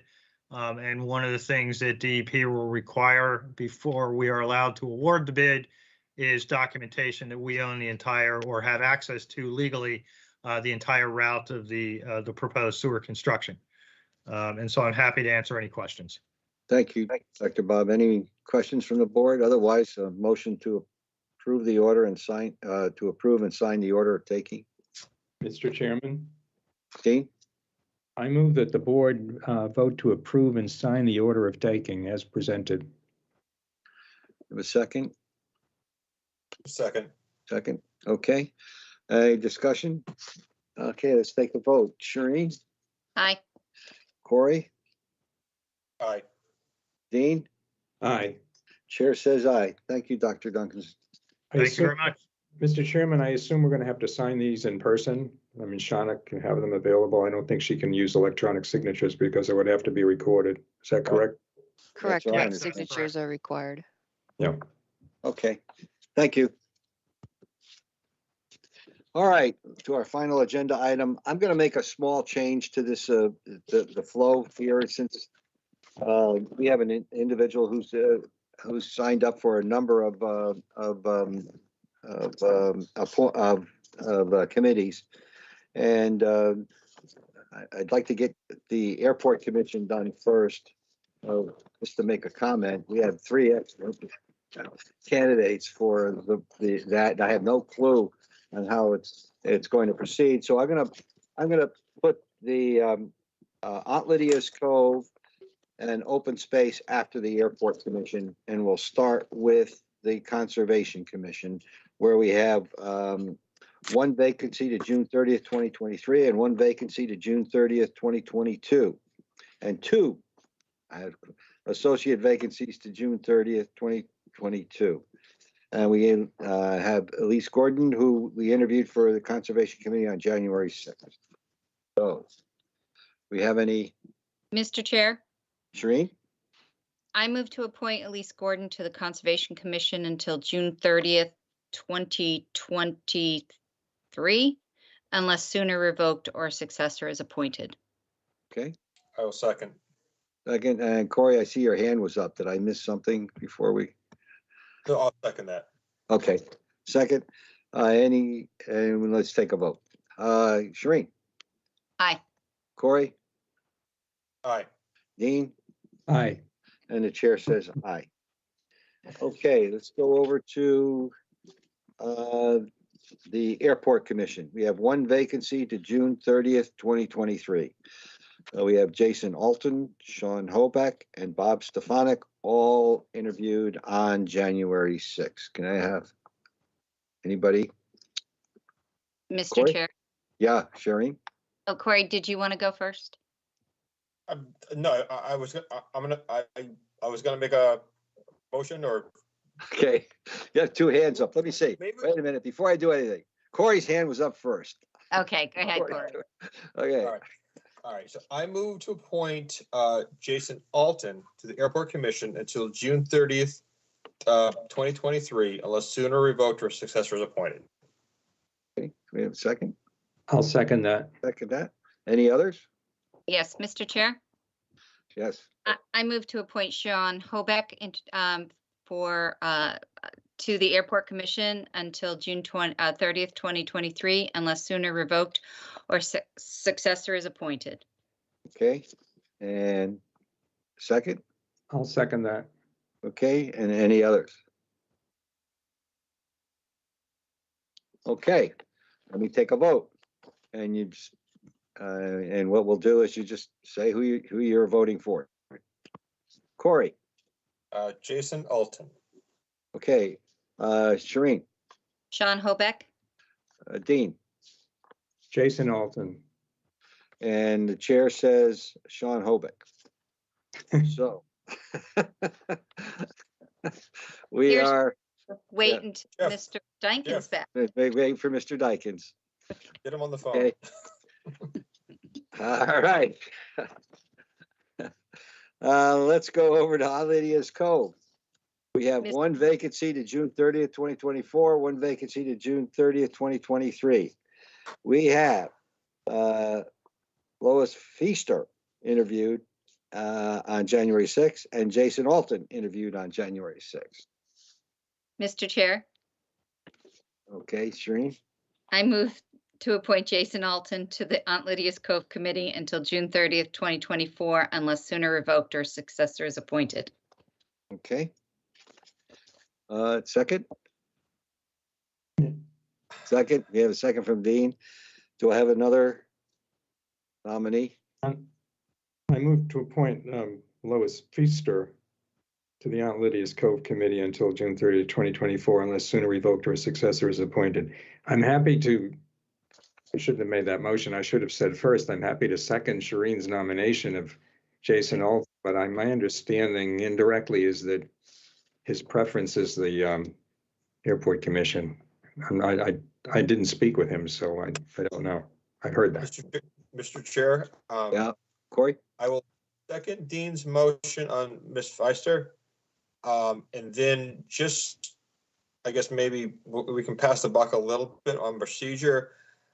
I did speak with Mr. Alton and he did incline to me that he wanted to be voted up or down on the Airport Commission, and the other committees were kind of a secondary thought. I guess we'll have to wait for Selectman Dykens to return to get a formal vote on the Airport Commission. I guess if he were appointed to either the Aunt Lydia's Cove or the Open Space Committee, it'd be up to his discretion whether he wanted to accept it or decline it. So. Okay. Mr. Chair, I think we should defer the votes on the rest of the committee appointees until we have Mr. Dykens back. I don't have a problem with that. I'd rather do that. Okay. Everybody agree? Okay, It's okay. thank you. So with all What motions, happens when you get good candidates? I'm Yeah. sorry. all motions withdrawn then. All right. Yes, I withdraw my motion. Oh, Thank you. Motion to adjourn, though. Sure. that's fine. We have a second? Actually, We have a second. Oh, go I ahead, think Corey. Corey has some procedure. well, okay, we have, just to roll back, we had two candidates for Aunt Lydia's Cove. I can understand holding off on Mr. Alton, but Louise Feister showed an interest, and I don't think there's anything in anything beneficial in delaying that action. So would you consider moving forward with the consideration? No, I think, to be honest, I prefer just having it all go to the next time. I understand what you're saying. There are 2 vacancies. Yep. I'll defer to the rest of the board in a way if Will this be on next week? Shauna, you still on? I would say yes. We have the Monomoy Regional School District on next week, and we have a couple of others, but I think we can. I'm okay with the delay, but I think we shouldn't put it beyond next week. No, I particularly agree. in the interest of Ms. Feaster, who did Yeah. an interest in serving on this particular committee. I can accept a 1-week delay, but I don't want to push this out any further. I'll put it on next week, no matter what. My motion to adjourn still stands, Mr. Chair. Okay, man, I have a second. Second. All right. All right, let's take, okay, Jill, you're going to weigh in? No, Next I'm week. just gonna say goodbye, so go Okay. ahead, take your vote, that's fine. All right, good. Let's say take a vote. Shireen? Aye. Corey? Aye. Dean? Aye. Chair says aye. Good night, Chatham. Thank you very much. We had a very good meeting and long. Thank Take you. care. Thank you. Night now. Take care.